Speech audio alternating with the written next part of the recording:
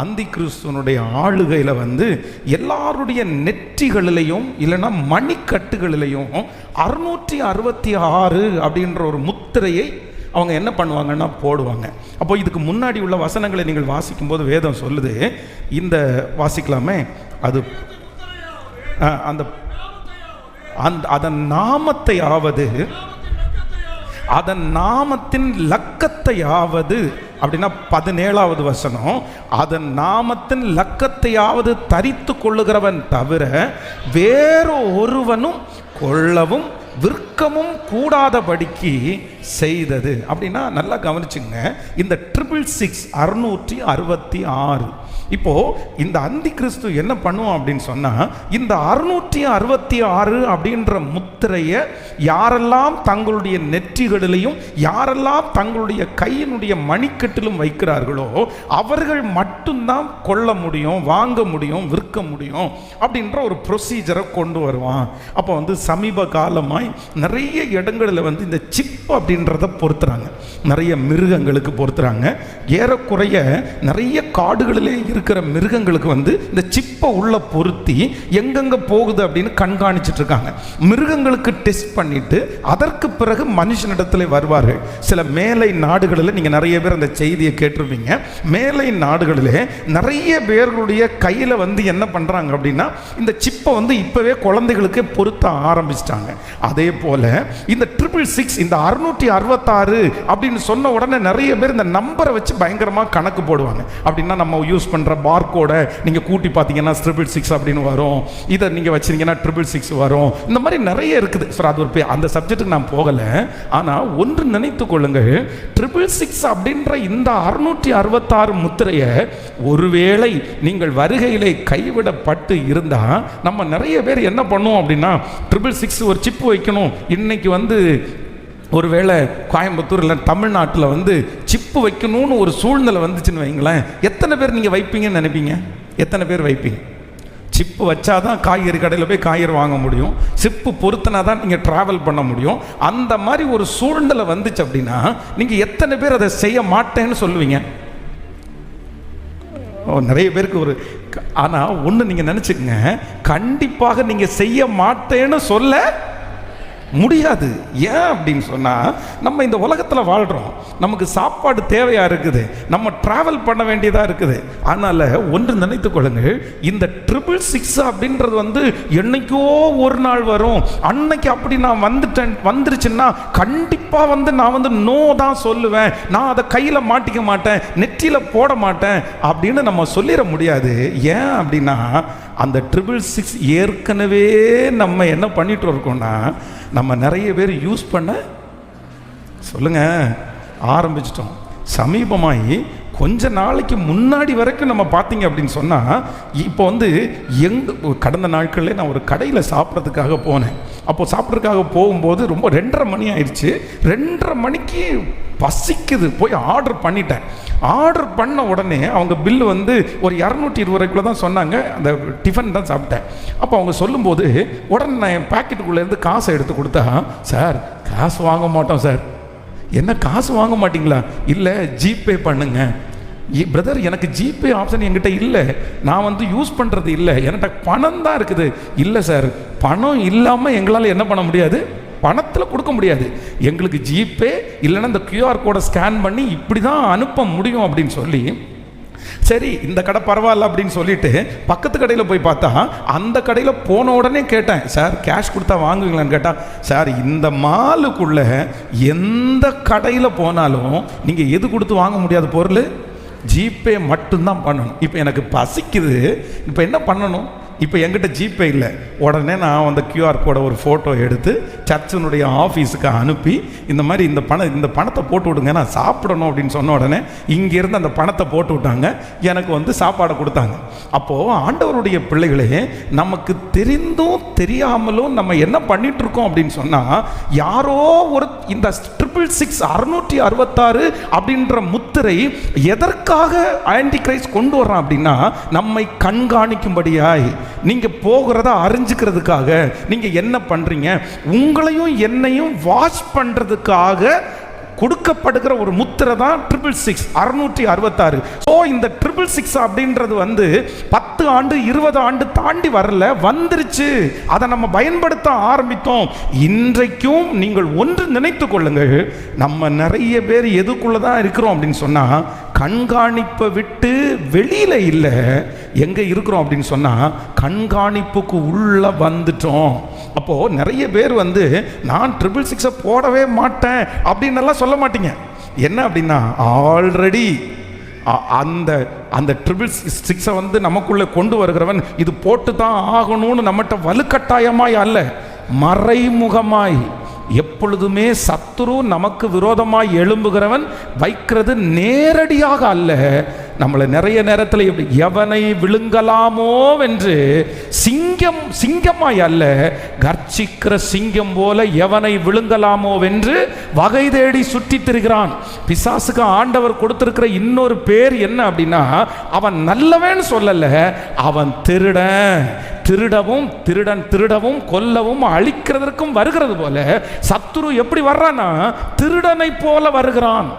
அப்போ நம்ம ரொம்ப ஜாக்கிரதையா இருக்க வேண்டியது என்னன்னா, இந்த 666 என்கிற முத்திரையை நம்ம இப்போ வந்து நம்ம வந்து கண்டினியூ ஆயிட்டு இருக்கிறோம். இது எதுல ரொம்ப அதிகமா இருக்கு அப்படின்னு சொன்னா, நம்ம யூஸ் பண்றோம் பாருங்க இந்த மொபைல். இதுதான் என்னது, சத்தமா சொல்லுங்க, இதுக்கு பேர் தான் என்னது? கேட்கல. 666 இப்போ உங்க கையில் இருக்கா? இப்போ எத்தனை பேருடைய கையில் 666 வச்சிருக்கிறீங்க? இது என்ன ஆன்டி கிரைஸ்ட் வந்து உங்களுக்கு எழுதி கொடுத்தாரா கையில்? சொல்லுங்க. ஏன் அப்படின்னு சொன்னா, நம்ம யூஸ் பண்ற பொருளிலே மிக முக்கியமாய் நம்மை கண்காணிக்கிற ஒரு பொருள் என்ன அப்படின்னு சொன்னா, கடந்த நாட்களில் வந்து நான் வந்து ஒருவனாய் உங்களை சந்திச்சிட்டு இருக்கிறேன். அப்போ வந்து சிலர் வந்து திருச்சபைக்கு ஞாயிற்றுக்கிழமை வரல அப்படின்னு சொன்னால், நீங்கள் எப்படி வரலன்னு என்னால் கண்டுபிடிக்க முடியல. ஒரு சின்ன கூட்டமாக இருக்கும்போது நீங்கள் ஒரு சிலர் வராத இருக்கும்போது எனக்கு தெரிஞ்சிருச்சு. சரி இவங்க வரல அப்படின்னு சொன்னோன்னே ஒரு ஃபோன் பண்ணி கேட்டு, ஏன் சிஸ்டர் நீங்கள் வரல, ஏன் பிரதர் வரல அப்படின்னு கேட்க முடிஞ்சு. அப்போது இப்போ நிறைய பேர் வந்ததுக்கு பிற்பாடு யார் வரல அப்படின்றத கண்டுபிடிக்கவே முடியல.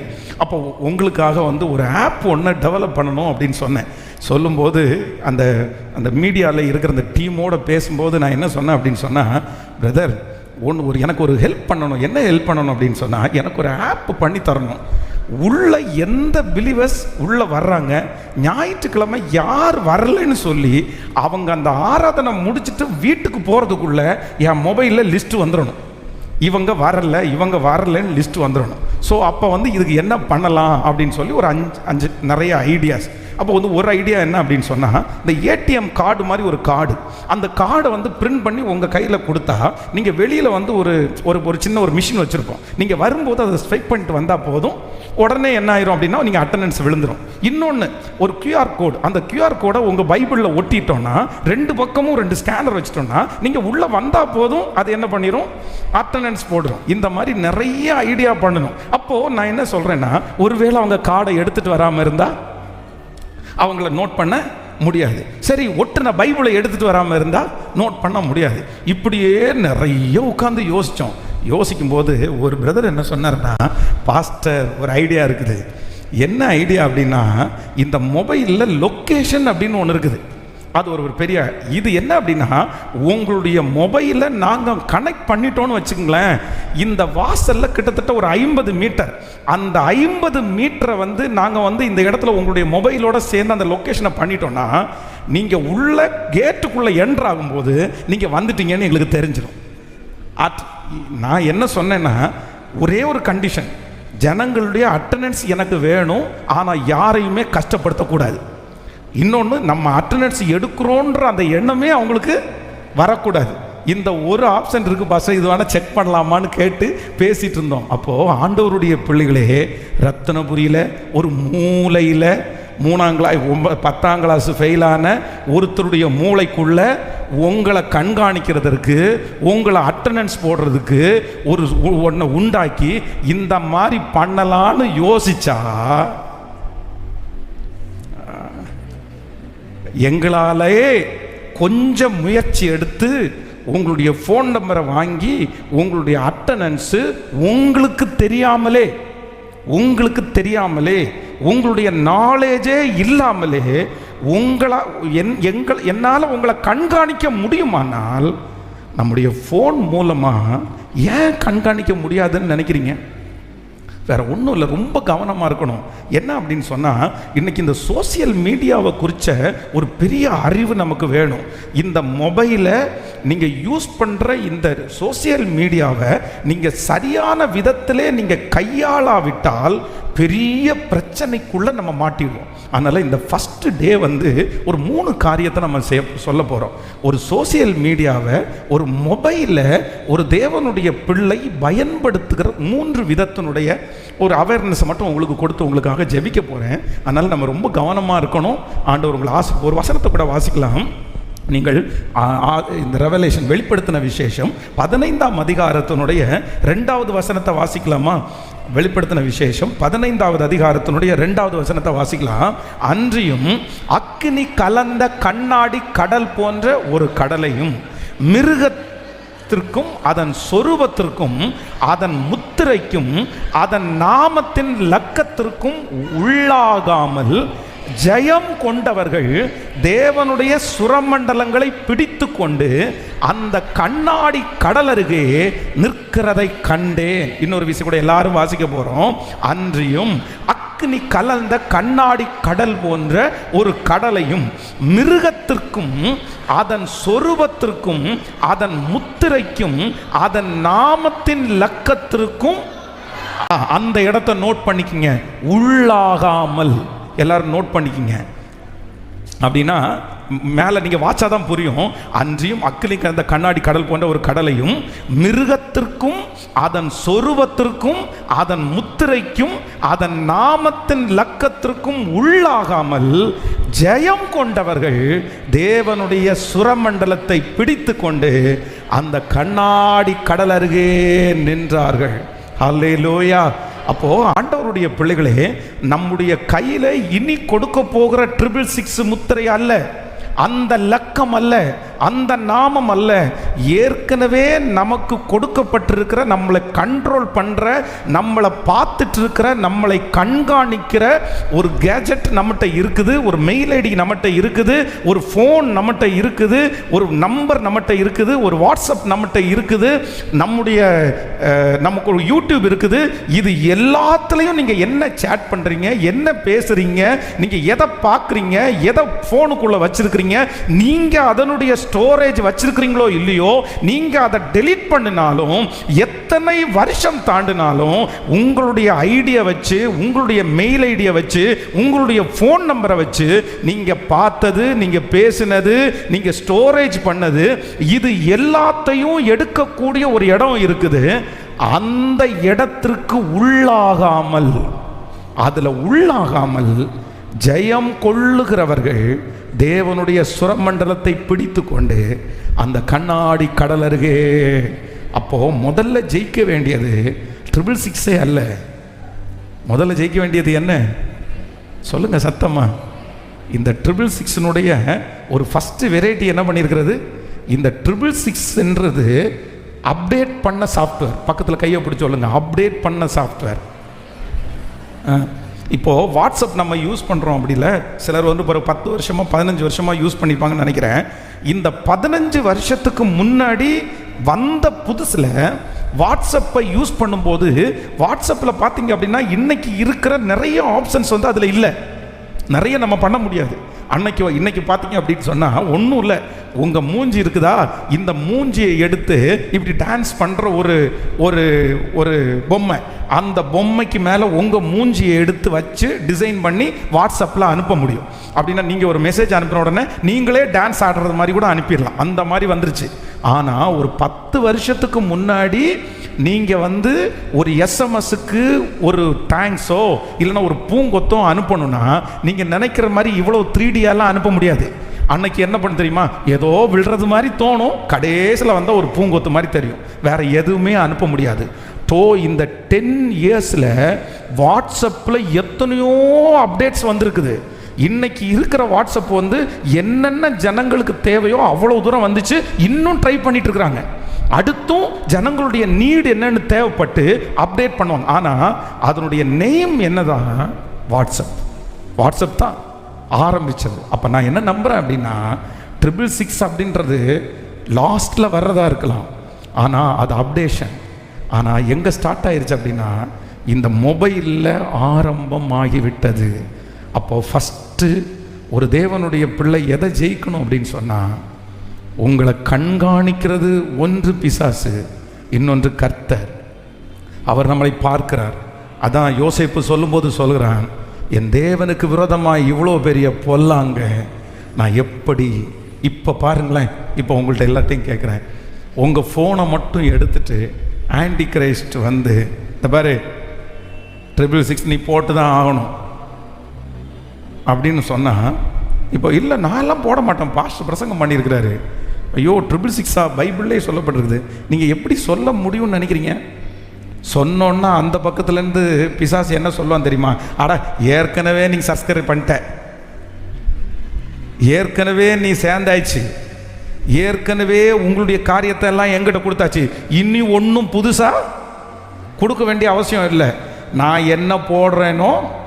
அப்போ நம்ம என்ன ஜெயிக்கணும் அப்படின்னா, ஆண்டவரே இன்றைக்கு ஒரு கிருபையை தாரும், என்னை சத்ரு எவ்வளவு கண்காணித்தாலும் நான் உங்கள் முன்னாடி எப்படி இருக்கணும் அப்படின்னு சொன்னால், கரைதரையற்றவனாய் இந்த லக்கத்திற்கு உள்ளாகாமல் ஜெயம் கொண்டவனாய், ஜெயம் கொண்டவளாய் நான் நம்புகிறேன். இந்த 4 நாட்கள் இந்த மீட்டிங் முடியும் போது கர்த்தர் இனி என்னை சத்துரு அந்த நாமத்திற்கு அந்த லக்கத்திற்கு நான் உள்ளாகாமல் ஜெயம் கொள்ள பண்ணுகிற தேவன் என்னோடு இருக்கிறார். ஜெயம் கொள்ள பண்ண தேவன். ஆமென். நான் ஜெயிக்கணும். ஒரு 3 காரியத்தை உங்களுக்கூட சொல்லி நான் உங்களுக்காக ஜெபிக்க போகிறேன். வாசிக்கலாம். முதலாவதாக ஒரு வசனத்தை வாசிக்கலாமா? ஸோ ஆதியாகமம் 39ஆம் அதிகாரத்தினுடைய 13வது வசனத்தை வாசிக்கலாம்.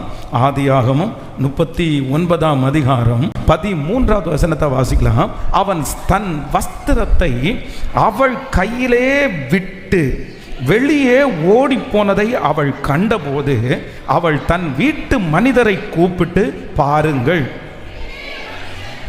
எபிரேய மனுஷன் நம்மிடத்தில் சரசம் பண்ணும்படிக்கு அவனை நமக்கு கொண்டு வந்தார், அவன் என்னோட சயனிக்கும்படி என்னிடத்தில் வந்தான், நான் மிகுந்த சத்தம் இட்டு கூப்பிட்டேன். கவனிங்க ஆண்டவருடைய பிள்ளைகளே, ஒன்று இந்த கெஜெட் நம்ம கையில் கொடுத்துருக்கிற இந்த சோசியல் மீடியாவில் ஒரு தேவனுடைய பிள்ளை ஃபஸ்ட்டு செய்ய வேண்டியது என்ன அப்படின்னு சொன்னால், இந்த சோசியல் மீடியா யூஸ் பண்ணுறதுக்கு என்று ஆண்டவருடைய பிள்ளைகள் என்ன பண்ணணும்னா, ஒரு லிமிட்டேஷனை ஃபஸ்ட்டு கொண்டு வரணும், ஒரு லிமிட்டை கொண்டு வரணும். இப்போ பாருங்கள், இன்றைக்கி நிறைய பேருக்கு என்ன ஆகுது அப்படின்னு சொன்னால், இந்த சோசியல் மீடியா, இந்த மொபைலு, நம்மகிட்ட இருக்கிற இந்த கெஜெட் எப்படி இருக்குது அப்படின்னா, ஒரு லிமிட்டுக்குள்ளே நம்மளால் நிறைய பேர் உட்கார வைக்க முடியறதில்ல. இல்லை நான் இதைத்தான் பார்ப்பேன், இதை பார்க்க மாட்டேன், நான் இதை பார்க்க முடியாது, நான் இங்கே போக மாட்டேன், நான் இந்த வார்த்தையை நான் பேச மாட்டேன். பாருங்கள், ஒருத்தர் ஒரு ஃபோனில் வந்து சண்டை போடுறாருன்னு வச்சுக்கோங்களேன், ஃபோனில் சண்டை போடும்போது சிலர் என்ன வேணாலும் பேசுகிறாங்க. ஆனால் அதே நேரத்தில் நேர ஒருத்தருடைய முகத்துக்கு முகம் நம்ம பார்க்கும்போது அவ்வளோ இதுவாக என்ன பண்ண மாட்டோம், வாய்ஸ் எஸ்எம்எஸ் போட்டுருவோம், மெசேஜ் போட்டுருவோம். ஆனால் நேருக்கு நேர் நம்ம அவ்வளோ என்ன பண்ண மாட்டோம் அவங்கள்ட்ட. காரணம் என்ன அப்படின்னா, இந்த சோசியல் மீடியா ஒரு மனுஷனை, ஒரு தேவனுடைய பிள்ளையை எங்கே கொண்டு போகுது அப்படின்னா, அவர்களுக்குள்ளே இருக்கிற அந்த லிமிட்டேஷனை அந்த வரைமுறைக்கு மேலாக இழுத்து கொண்டு போகுது. வேதம் சொல்லுது, நம்ம தான் அதை ஆண்டு கொள்ளணும், அது நம்மளை ஒரு நாள் என்ன பண்ணக்கூடாது. இப்போது நான் வந்து இன்றைக்கி ஒரு மொபைலை யூஸ் பண்ணுறேன் அப்படின்னு சொன்னால், நான் ஒருத்தருக்கு எஸ்எம்எஸ் பண்ணுறதுக்கு ஒரு மெசேஜ் அனுப்புறதுக்கு, குட் மார்னிங் அப்படின்ற மெசேஜை அனுப்புறதுக்கு நான் டிசைட் பண்ணிட்டேன். நான் அந்த மொபைலை கையில் எடுத்துடுறேன், நான் வந்து குட் மார்னிங் அப்படின்ற மெசேஜை அனுப்பிட்டேன், அவ்வளோதான். நான் குட் மார்னிங்ன்ற மெசேஜை அனுப்பிட்டு அதுக்கப்புறம் விட்டுட்டேன் அப்படின்னு சொன்னால், இது என்னுடைய கண்ட்ரோலில் இருக்குன்னு அர்த்தம், என்னுடைய லிமிட்டேஷனில் இருக்குன்னு அர்த்தம். ஆனால் என்னுடைய கண்ட்ரோலுக்கு மீறி நான் சொல்ல போனது குட் மார்னிங் தான், நான் சொல்ல போனது காலை வணக்கம் தான். ஆனால் நான் என்ன பண்ணுறேன்னா, அடுத்து கிளம்பிட்டீங்களா, குளிச்சிட்டிங்களா, சாப்பிட்டீங்களா, எத்தனை மணிக்கு ஆஃபீஸு, இன்றைக்கி என்ன ப்ரோக்ராம், எங்கே போயிட்டுருக்குறீங்க, அப்படியா ஈவினிங் மீட் பண்ணலாமா, இது எதுவுமே என்னுடைய அஜெண்டாவில் என்னுடைய பிளானிங்கில் இல்லை. ஆனால் என்ன பண்ணுது அப்படின்னா, என் கையில் இருக்கிற ஃபோன், என் கையில் இருக்கிற சோசியல் மீடியா என்னை எங்கே கொண்டு போகுது அப்படின்னா, என்னுடைய லிமிட்டேஷனை தாண்டி. ஆமென். யோசேப்பை கர்த்தர் ஆசீர்வதிக்கிறதுக்கு காரணம் என்ன அப்படின்னு சொன்னால், அவன் எடுத்த ஒரு தீர்மானம், என்னுடைய லிமிட்டை நான் எப்போ என்ன பண்ண மாட்டேன் அப்படின்னா. இந்த சத்தத்தை கேட்குற எந்த பிள்ளையாக இருந்தாலும் இன்றைக்கி நீங்கள் யோசிச்சு பாருங்கள், உங்கள் மொபைல் உங்கள் கண்ட்ரோலில் இருக்குதா? சோசியல் மீடியா உங்களுடைய லிமிட்டேஷனில் இருக்குதா? எனிவே எதுவாக இருக்கலாம், எஸ்எம்எஸ்ஸாக இருக்கலாம், ஒரு வீடியோவாக இருக்கலாம், நீங்கள் என்ன பார்க்குறதா இருக்கலாம். நான் அதை என்னுடைய கண்ட்ரோலில் வச்சுருக்கிறேன் பாஸ்டர், நான் என்னுடைய கையில் வச்சுருக்கிறேன் பாஸ்டர், நான் பேச மாட்டேன்னா பேச மாட்டேன்.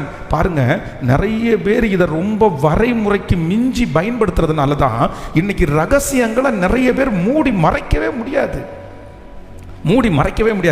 உங்கள் ஃபோனில் நீங்கள் ரெக்கார்ட் பண்ணுற ஆப்ஷனை போடாட்டா கூட உங்கள் மொபைலில் பேசுகிறதா பொதுவாக ஆப்போசிட்டில் இருக்கிற ஒருத்தர் ரெக்கார்ட் பண்ணால் உங்களுக்கு நியூஸ் சொல்லும், உங்களுடைய கால் ரெக்கார்ட் பண்ணப்படுதுன்னு சொல்லும்.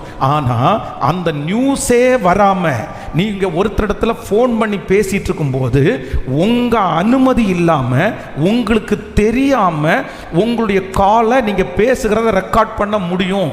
சிலர் என்ன நினைக்கிறாங்க அப்படின்னு சொன்னால், வாட்ஸ்அப்பில் பேசுகிற காலில் வந்து ரெக்கார்ட் ஆகாதில்ல, நான் அதனால ஃபோன் காலில் பண்ணுறதில்ல, நான் வாட்ஸ்அப்பில் பண்ணுறேன்னு சொல்கிறாங்க. இல்லை, உங்கள் மொபைலில் இருந்து நீங்கள் என்ன பேசினாலும், அது வாட்ஸ்அப்பில் பேசினாலும் எதில் பேசினாலும் உங்கள் பர்மிஷன் இல்லாமல் இன்னொருத்தரால் அவங்க ஃபோனில் ரெக்கார்ட் பண்ண முடியும் நீங்கள் பேசுகிறத. சிலர் ரொம்ப கவனமாக இருங்க. சிலர் டக்குன்னு பேசிடுறாங்க, நிறைய பேசிடுறாங்க. நீங்கள் பேசின கால்ஸை மட்டும் ரெக்கார்ட் பண்ணி ஒரு நாள் உங்கள் முன்னாடி போட்டு காமிச்சாங்கன்னு வச்சுங்களேன், மூணாவது ஒருத்தர் கேட்டாங்கன்னு வச்சுங்களேன், உங்களை ரொம்ப தப்பாக நினைப்பாங்க. உங்கள் பேரை நீங்கள் கெடுத்துருவீங்க, உங்கள் ரகசியங்கள் உங்களை விட்டு போயிடும். அதனால தான் ஒரு தேவனுடைய பிள்ளை, ஆண்டவரே எனக்கு இன்னைக்கு ஒரு கிருபை தாங்க, 666 இதை ஆரம்பிச்சிருச்சு. இதை நீங்கள் லிமிட்டேஷன் இல்லாமல் நீங்கள் பயன்படுத்திட்டேன்னா ஒரு நாள் சத்துரு எங்கே பிடிப்பான் அப்படின்னு சொன்னால், இந்த இடத்துல வந்து உங்களை பிடிச்சிருவான். என் கையில் இருக்குப்பா, உன்னுடைய எவிடன்ஸ் என் கையில் இருக்குப்பா. அதனால் இன்றைக்கு ஃபஸ்ட்டு ஒரு தீர்மானம் எடுப்போம். என்ன தீர்மானம் எடுக்க போகிறோன்னா, இந்த மொபைலை நான் எப்படி தான் யூஸ் பண்ணுவேன்? சத்தமாக சொல்லுங்கள் எல்லாரும் சொல்லுங்கள், இம்மட்டும் வா மிஞ்சி வராதே. அதான் ஒரு ஆய்வில் சொல்கிறாங்க, ஒரு மனுஷன் ஒரு கையில் இருக்கிற ஃபோனை 9 மணி நேரம் பயன்படுத்துகிறார்களாமா. 9 hours. ஒரு 24 மணி நேரத்தில் 9 மணி நேரம் ஒரு மனுஷன் ஃபோனை நம்ம பயன்படுத்தினா நம்முடைய எதிர்காலம் என்ன, நம்முடைய வாழ்க்கை என்ன, நம்ம என்ன கடமையை செய்ய முடியும், நம்ம எப்படி வாழ முடியும், நம்ம எப்படி சாதிக்க முடியாது. நம்முடைய ஒர்க் ரீதியாக சம்மந்தப்பட்டு வேலை செய்கிறேன், அதை சொல்ல வரல. ஆனால் நம்ம தேவையில்லாமல் பயன்படுத்துகிறதுல முதல்ல நமக்கு என்ன வேணும் அப்படின்னு சொன்னால், ஒரு லிமிட்டேஷன். கைகளை எல்லாரும் மேலே உயர்த்தி ஆண்டவரிடத்தில் சொல்லுங்க, ஆண்டவரே எனக்கு ஒரு கிருபையை தாருங்க ஆண்டவரே. இன்றையிலிருந்து உங்களுடையது எல்லாம் கண்காணிக்கப்படுகிறது, உங்களுடையது எல்லாம் கொடுக்கப்படுகிறது. நீங்கள் என்ன பார்க்கிறீர்கள், என்ன செய்கிறீர்கள், எல்லாமே கணக்கு இருக்கிறது. அதனால் கைகளை உயர்த்தி, அப்பா ஸ்தோத்திரம், நன்றி ஆண்டவரே, ஒரு லிமிட்டை எனக்கு கொடுங்க ஆண்டவரே. சத்தத்தை உயர்த்தி ஏசப்பட்ட கேளுங்க, ஆண்டவரே அந்த லிமிட்டேஷனுக்குள்ளே எங்களை கொண்டு வாங்க ஆண்டவரே. அந்த வரைமுறையை நான் தாண்டக்கூடாது, அந்த அளவுகோலை நான் தாண்டக்கூடாது. சொல்லுங்க, நான் தாண்டக்கூடாது ஆண்டவரே. அந்த லிமிட்டுக்கு மேலே நான் போகிறத கர்த்தர் தடுத்து நிறுத்துறதற்கு ஒரு அற்புதத்தை எனக்கு செய்யுங்க ஆண்டவரே. ஹல்லேலூயா. கைகளை அசைத்து ஒரு ஹல்லேலூயா சொல்லலாம். பாருங்க, இந்த சோசியல் மீடியா நம்மளை என்ன பண்ணிடக்கூடாதுன்னா, அதனுடைய கண்ட்ரோலில் நம்ம கொண்டு போகக்கூடாது. அது என்னுடைய கண்ட்ரோல். இப்போ உங்களை பார்த்து கேளுங்க, நீங்கள் அதனுடைய கண்ட்ரோலில் இருக்கிறீங்களா, இல்லை அது உங்கள் கண்ட்ரோலில் இருக்குதா? நீங்கள் வைக்கணும்னு நினச்சா வச்சிருவீங்களா? நீங்கள் பார்க்கக்கூடாதுன்னு நினச்சா பார்க்க மாட்டிங்களா? நீங்கள் 3 நாள் ஃபோனே எடுக்க மாட்டேன்னு சொன்னால் உங்களால் எடுக்காமல் இருக்க முடியுமா? இது ஒரு விஷயம் வந்து நம்முடைய சீஃப் மினிஸ்டர்கிட்ட கேட்டாங்களாமா, இந்த சாராயம் எல்லாம் குடிக்கிறத உங்கள் ஆட்சிக்கு வந்தால் நீங்கள் வந்து நிறுத்திடுறேன்னு சொன்னீங்கல்ல, அதை நிறுத்தினா ஆயிரக்கணக்கான குடும்பங்கள் வந்து நல்ல சந்தோஷமாகுமே, அந்த சாராய கடையெல்லாம் இழுத்து மூட வேண்டியதானே அப்படின்னு சொல்லும்போது ஒரு ஆராய்ச்சி சொன்னாச்சாமா, சாராய கடையை மூடுனா பைத்தியக்காரங்க அதிகமாவாங்களாமா. ஹலோ, சாராய கடையை மூடுனா பைத்தியக்காரங்க. ஏன் அப்படின்னா இத்தனை வருஷத்தையும் குடிச்சு குடிச்சு குடிச்சு குடிச்சு அவங்க குடிக்கலன்னா அவங்க என்னவா மாறிடுவாங்களாமா. இப்போ நம்ம வீட்டில் இருக்கிற வாலிப பிள்ளைக்கு ஒரு பனிஷ்மெண்ட்டும் கொடுக்க வேண்டாம், மொபைலை மட்டும் கொடுங்க, அவன் கண்டிப்பாக எப்படி ரியாக்ட் பண்ணுறான்னு பாருங்க. மொபைலை மட்டும் கொடுங்க. இதை பாருங்க, மொபைலில் கொடுக்குற வேலையை மட்டும் கேட்கல, அது கொடுங்க, முதல்ல கொடுங்க. உங்கள் கணவனாருடைய கையிலேருந்து மொபைலை மட்டும் பிடுங்குங்க, உன் மனைவியினுடைய கையிலேருந்து மொபைலை மட்டும் பிடுங்க. சோத்தை கூட விட்டு கொடுப்பாங்க நான், ஆனால் எதை விட்டு கொடுக்க மாட்டேன், என் மொபைலை மட்டும் விட்டு கொடுக்க மாட்டேங்க. கண்டிப்பாக ஒரு 3 நாட்கள் எதுக்கோ ஃபாஸ்டிங் எடுக்கிறீங்கல்ல, ஒரு 3 நாள் நான் ஃபோனை எடுக்க மாட்டேன்னு ஒரு ஃபாஸ்டிங் இருந்து பாருங்க. அந்த ஃபாஸ்டிங்கில் நீங்கள் ஜெயிச்சிட்டிங்கன்னா நீங்கள் பரலோகம் போயிடுவீங்க. கண்டிப்பாக சொல்கிறேன், பரலோகம் போயிடுவீங்க. ஆனால் நிறைய பேரால் அது என்ன பண்ண முடியாது. ஐயோ, என்னமோ தனிமை இருந்த மாதிரி இருக்கும், என்னமோ வெறுமையாக இருந்த மாதிரி இருக்கும், என்னமோ யாரும் இல்லாத மாதிரி இருக்கும். காரணம் என்ன அப்படின்னா, நம்ம நிறைய பேர் யாருடைய கண்ட்ரோலில் போயிட்டோம் அப்படின்னா, அந்த மீடியா, அந்த மொபைல் இல்லைன்னா அந்த கெஜெட்டினுடைய கண்ட்ரோலுக்குள்ளே நம்ம போயிட்டோம். சிம்சோனை குறித்து வேதம் சொல்லுது, தப்புன்னு தெரியுது, தெளிலாள்கிட்ட இருக்கிறது மோசம்னு தெரியுது. அந்த மனுஷி தன்னுடைய ரகசியத்தை தெரிஞ்சுக்கிட்டு தன்னை போட்டு கொடுக்க போறான்னு தெரியுது. கவனிங்க, இந்த சிம்சோனை காட்டி கொடுக்கணும்னு தெளிரால் இடத்துல பேசினாங்கன்னா, பணம் பேசினாங்கல்ல, அந்த பணத்தினுடைய தொகை மிகப்பெரிய தொகை. எவ்வளவு தொகைன்னா, இன்னைக்கு ஒரு மனுஷனுக்கு லாட்ரி அடிச்சா எவ்வளவு தொகை வருமோ அவ்வளவு தொகை அவங்களுக்கு கொடுக்குறேன்னு அங்கே இருக்கிறவங்க எல்லாம் வாக்குறுதி கொடுக்குறாங்க. அவ்வளவு பெரிய தொகையை கொடுக்குறாங்க. தன்னை மாட்ட போறேன், தன்னை பிடிச்சி கொடுக்க போறா, இவங்க இதுக்கு தான் இவன் பிளான் பண்ணுறான், எல்லாமே அவனுக்கு தெரிஞ்சும் ஆனால் அந்த தெளிலாளுடைய பிடி அவனை என்ன பண்ணலை அப்படின்னா கண்ட்ரோல். பிரதர், சிஸ்டர், இன்னைக்கு ஆண்டவர் இந்த ஃபர்ஸ்ட் டே பேசுகிறாரு. நீங்கள் யாருடைய கண்ட்ரோலில் இருக்கிறீங்க? நீங்கள் பொதுவாக யாருடைய கண்ட்ரோலையும் இல்லாத ஆள். பரிசுத்த ஆவியானவர் தான் உங்களை சகல கட்டுப்பாட்டுக்குள்ளேயும் கர்த்தர் நடத்தினார். ஆனால் இன்னைக்கு யாருடைய கண்ட்ரோலில் இருக்கிறீங்க?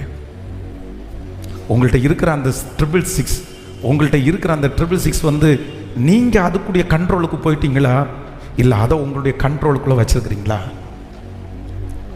இன்னைக்கு நீங்கள் தீர்மானம் எடுங்க. நான் தேவையானது மட்டும்தான் நான் செய்யணும் ஆண்டவரே, தேவையில்லாததை நான் என்ன பண்ணக்கூடாதுன்னா, நானா என்னுடைய ரகசியங்களை கொண்டு போய் அந்த 666க்குள்ளே போட்டக்கூடாது. நானா என்னுடைய காரியத்தை கொண்டு போய் அங்கே உள்ளே வச்சிடக்கூடாது. எனக்கு ஒரு கிருபை தாருங்க ஆண்டவரே. நான் உங்கள் கரத்தில் அடங்கி இருக்கிற ஒரு தேவ பிள்ளை. கைகளை மேலே உயர்த்தி சொல்லுங்க, வாலிப தம்பிங்க சொல்லுங்க, தங்கச்சிங்க சொல்லுங்க, முழு பலத்தோடு சொல்லுங்க, அப்பா ஒரு கிருபை எனக்கு வேண்டும், ஒரு கிருபை எனக்கு வேண்டும்.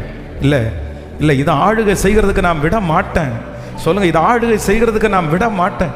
நிறைய சிம்சோனுடைய அபிஷேகத்தையே எடுத்து போட்டது போல சிம்சோனை ஆண்டவர் ரொம்ப நம்பினார். சிம்சோன் மேல ஆண்டவர் ஒரு பெரிய வெற்றியை வச்சிருந்தார்.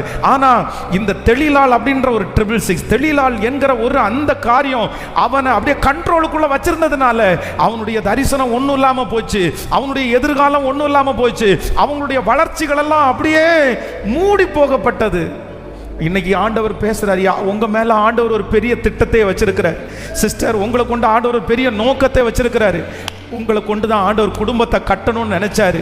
உங்களுக்கு இந்த உயர்வு அல்ல, கர்த்தர் இந்த பூலோகத்திலே உங்களை கொண்டு பெரிய உயர்வை கர்த்தர் வச்சிருந்தாரு. ராஜாக்களுக்கு மத்தியில் நீங்க நிக்கிறதுக்கு ஆண்டவர் உங்களை அழைச்சிருந்தாரு. பெரிய பெரிய ஹல்லேலூயா ஆட்கள் மத்தியில் ஆண்டவர் உங்களை உட்கார வைக்கிறதுக்காக அழைத்தார்.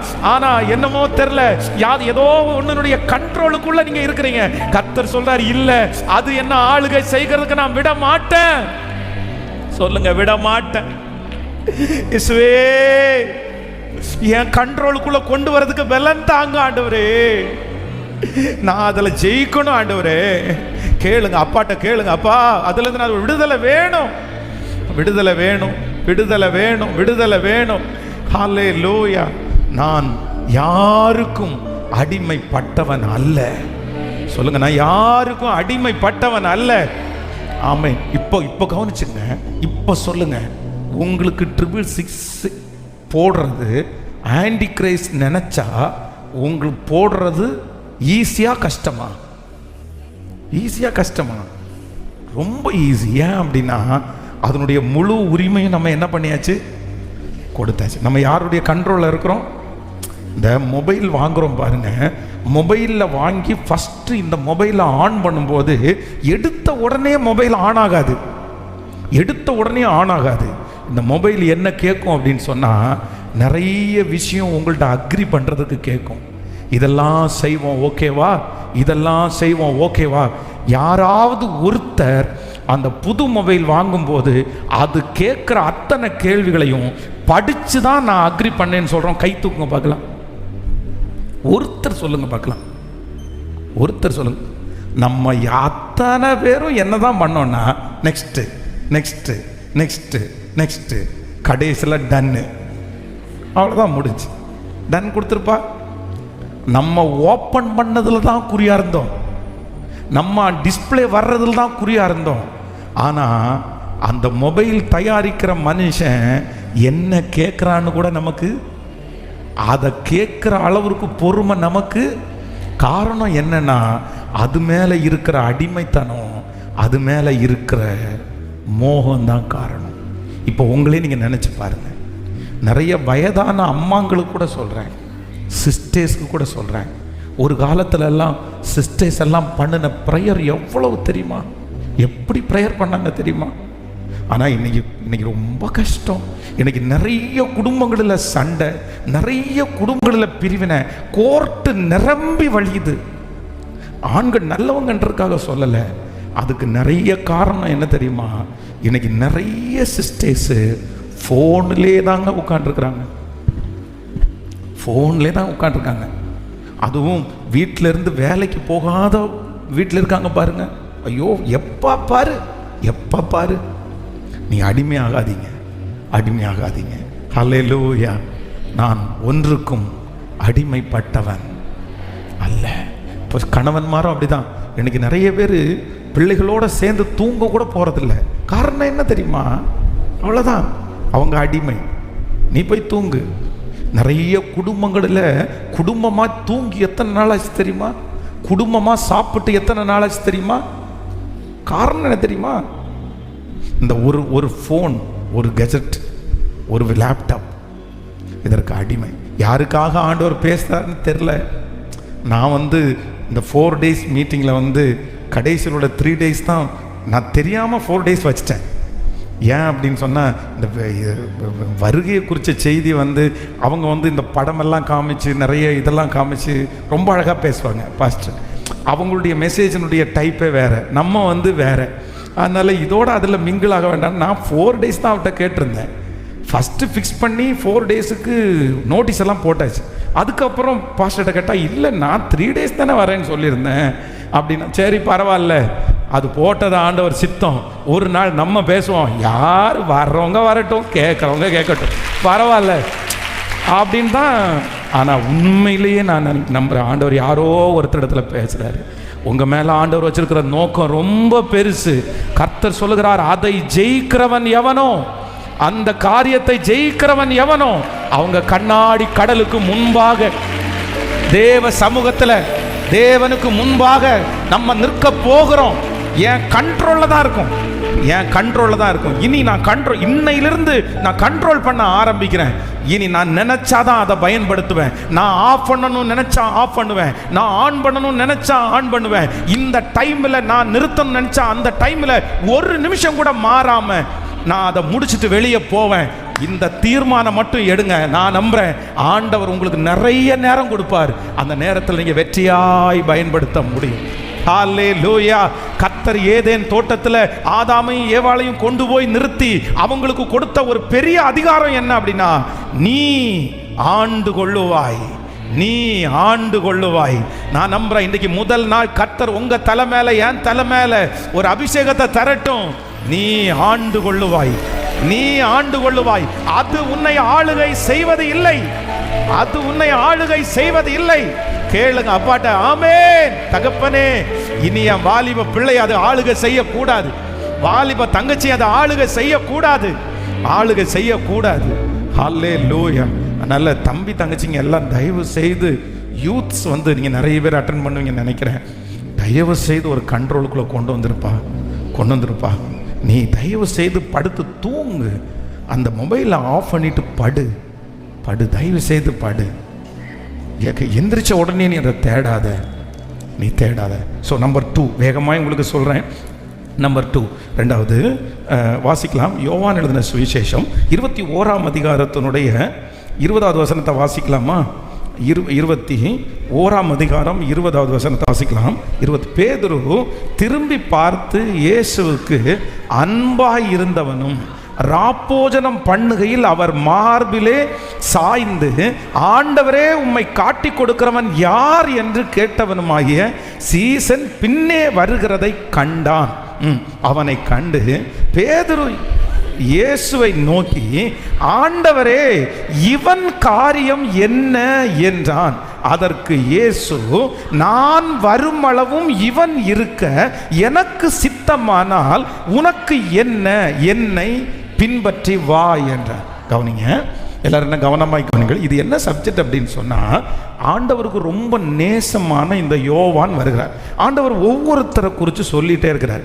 இப்போ இந்த யோவான் வந்த உடனே பேதுரு தான் எப்போ நமக்கு தெரியாதா, அவர் ஒரு முந்திரி கொட்டை, எதுனாலும் டக்குன்னு ஃபஸ்ட் எடுக்கிறவர். இவர் என்ன பண்ணுவார் அப்படின்னு சொன்னால், இவருடைய கதையே இப்போ கொஞ்சம் மோசமாக இருக்குது. இப்போ இவர் என்ன கேட்குறாரு அப்படின்னா, இவர் ரொம்ப ஆண்டவரோட நடக்கிறவன், உங்கள் தோளே சாஞ்சவன், சரி இவனுக்கு என்ன, அவன் எதிர்காலம் என்ன, அவனை என்னதான் பண்ண போறீங்க அப்படின்னு ஆண்டவரிடத்தில் கேட்கும்போது, ஆண்டவர் என்ன சொல்றார் அப்படின்னா, எப்பா நான் வரும் அளவும் இவன் இருக்க எனக்கு சித்தமானால் உனக்கு, அப்படின்னா என்ன அர்த்தம்னா, உன் வேலை என்னமோ நீ என்ன செய்வியோ, இன்னொருத்தருடைய வாழ்க்கையில் என்ன நடக்குது, இன்னொருத்தருடைய அனுபவம் என்ன, இதை பார்க்கறது உன் வேலை. சொல்லுங்க. இப்போ சோசியல் மீடியா இல்லைன்னா இந்த கெஜெட்டு இல்லைன்னா இந்த 666 உங்களை எங்கே கொண்டு போகுது அப்படின்னா, ஆக மொத்தத்தில் தாம் வேலையை யாரும், ஹலோ இல்லை, நீங்கள் வீட்டில் இருந்து மொபைலில் இருந்து மனைவி எங்கே செல்லுகிறாள், கணவன் எங்கே செல்லுகிறான், இதுவா பார்த்துட்டு இருக்கிறீங்க? இல்லை பிள்ளை எங்கே செல்லுகிறான், அப்படியா பார்த்துட்டு இருக்கிறீங்க? ஐயோ அந்த அக்கா சமைச்சிருக்காங்க, என்ன சமைச்சிருக்கிறாங்க பார்ப்போமா? அந்த அண்ணன் மனைவியை கூட்டிட்டு போகிறாங்க, எங்கே கூட்டிட்டு போயிறார் பார்ப்போமா? ஐயோ இந்த அண்ணன் ஒரு வீடு கட்டி இருக்கிறான், அந்த அண்ணனுடைய கக்கூஸ் எப்படி இருக்கு பார்ப்போமா? இந்த டூர் போகிறாங்க பாருங்களேன். ஃபஸ்ட்டெல்லாம் இந்த ஹோம் டூர் அப்படின்றது ஃபேமஸாக இருந்துச்சு. இப்போ பாத்ரூம் டூர் தான் ரொம்ப ஃபேமஸாக இருக்குது. ஆமாம், பாத்ரூமுக்குன்னு ஒரு டூர், அப்படின்னா கக்கூஸுக்குன்னு ஒரு டூர். அடுத்தவங்க கக்கூஸை பார்த்து நம்ம என்ன பண்ண போகிறோம்? ஆனால் நம்ம நிறைய பேர் பார்த்துட்டு உட்காந்து அதில் கமெண்ட் பண்ணி, மிகவும் அருமை, க்ளோசெட் மிகவும் அருமையாக இருக்கிறது, ஃப்ளஷ்ல தண்ணி ஃபுஷ்ன்னு வருகிறது. என்ன இது ஆண்டவருடைய பிள்ளைகளே? என்ன அப்படின்னு சொன்னால், இது வந்து சத்துருடைய ஒரு மிகப்பெரிய வஞ்சகம். ஃபஸ்ட்டு வஞ்சகம் என்ன அப்படின்னா, இந்த சோசியல் மீடியா அதனுடைய கண்ட்ரோலில் கொண்டு வர்றது அதனுடைய பெரிய ஒரு ஆபத்து. நம்பர் 2 ரெண்டாவது என்ன அப்படின்னா, எது முக்கியன்றத எனக்கு மறக்க பண்ணுறது தான் வந்து இந்த சோசியல் மீடியானோட ரெண்டாவது பெரிய ஆபத்து. எது முக்கியம்? இப்போ வாலிப தம்பிக்கு எது முக்கியம், வாலிப தங்கச்சிக்கு உன்னுடைய முக்கியமான அந்த காரியத்தை உன்னை மறக்க பண்ணுது. இப்போ பாருங்க, இப்போ நான் வந்து எக்ஸாம், எனக்கு இன்னைக்கு 41 வயசு ஆயிடுச்சுன்னு வச்சுங்களேன். இந்த 41 வயசில் நான் இப்போ 10th ஃபெயில் ஆகிட்டேன். 11th படிக்கணும்னு எனக்கு ஆசையாக இருக்குது, +2 படிக்கணும்னு ரொம்ப ஆசையாக இருக்குது. இப்போ 41 வயசில் போய் ஒரு ஸ்கூலில் ஜாயின் பண்ணி என்னை கொஞ்சம் +1 சேர்த்து விட்றீங்களா அப்படின்னா நடக்குமா? சத்தமாக சொல்லுங்கள். கேட்கல, நடக்காது. இன்னைக்கு என்ன அப்படின்னா, இன்னைக்கு உங்கள் முன்னாடி பிரசங்கம் பண்ணுகிற ஒரு கிருபை கர்த்தர் கொடுத்துருக்கிறாரு. நான் இங்கே இருக்கிறேன், இந்த வேலையைத்தான் நான் இப்போ செய்ய முடியும். ஸோ 5 இயர்ஸ் தாண்டி அடுத்த 6 இயர்ஸ் தாண்டி இன்னைக்கு நான் செய்ய வேண்டிய பொறுப்பு எனக்கு கிடைக்காது. வாலிப தம்பிக்கும் தங்கச்சிக்கும் என்ன சொல்கிறேன் அப்படின்னா, இன்னைக்கு உனக்கு எக்ஸாம் தான் உனக்கு முக்கியமா? நீ எக்ஸாம் தான் பார்க்கணும். இன்னைக்கு உனக்கு என்ன முக்கியம்? ஆனா இந்த சோசியல் மீடியா என்ன பண்ணுது அப்படின்னு சொன்னா, நமக்கே தெரியாம நம்முடைய முக்கியத்துவத்தை மறக்க பண்ணி, எது முக்கியம் அப்படின்றத மறக்க பண்ணி, முக்கியம் இல்லாத ஒன்றை கொண்டு வந்து காலத்துக்கு முன்னாடியே நம்மளை பார்க்க வச்சு, நமக்குள்ள திணிக்க வச்சு, முக்கியமான ஒரு நாள் வரும்போது என்ன அந்தரத்தில் நடுத்தருவில் நிற்க வைக்கிறதா இந்த சோசியல் மீடியா. இது எனக்கு தேவையே இல்லை, இது எனக்கு அவசியமே இல்லை. அதை பார்த்து நான் ஒன்றும் பண்ண போறதில்லை, அது எனக்கு ஒன்றும் செய்ய போறதில்லை. அவங்க வாழ்க்கையை பார்த்தா அது எனக்கு ஒன்றும் செய்ய போறதில்லை. அதனால எனக்கு எந்த லாபமும் இல்லை. என்ன லாபம் இருக்குன்னு நினைக்கிறீங்க?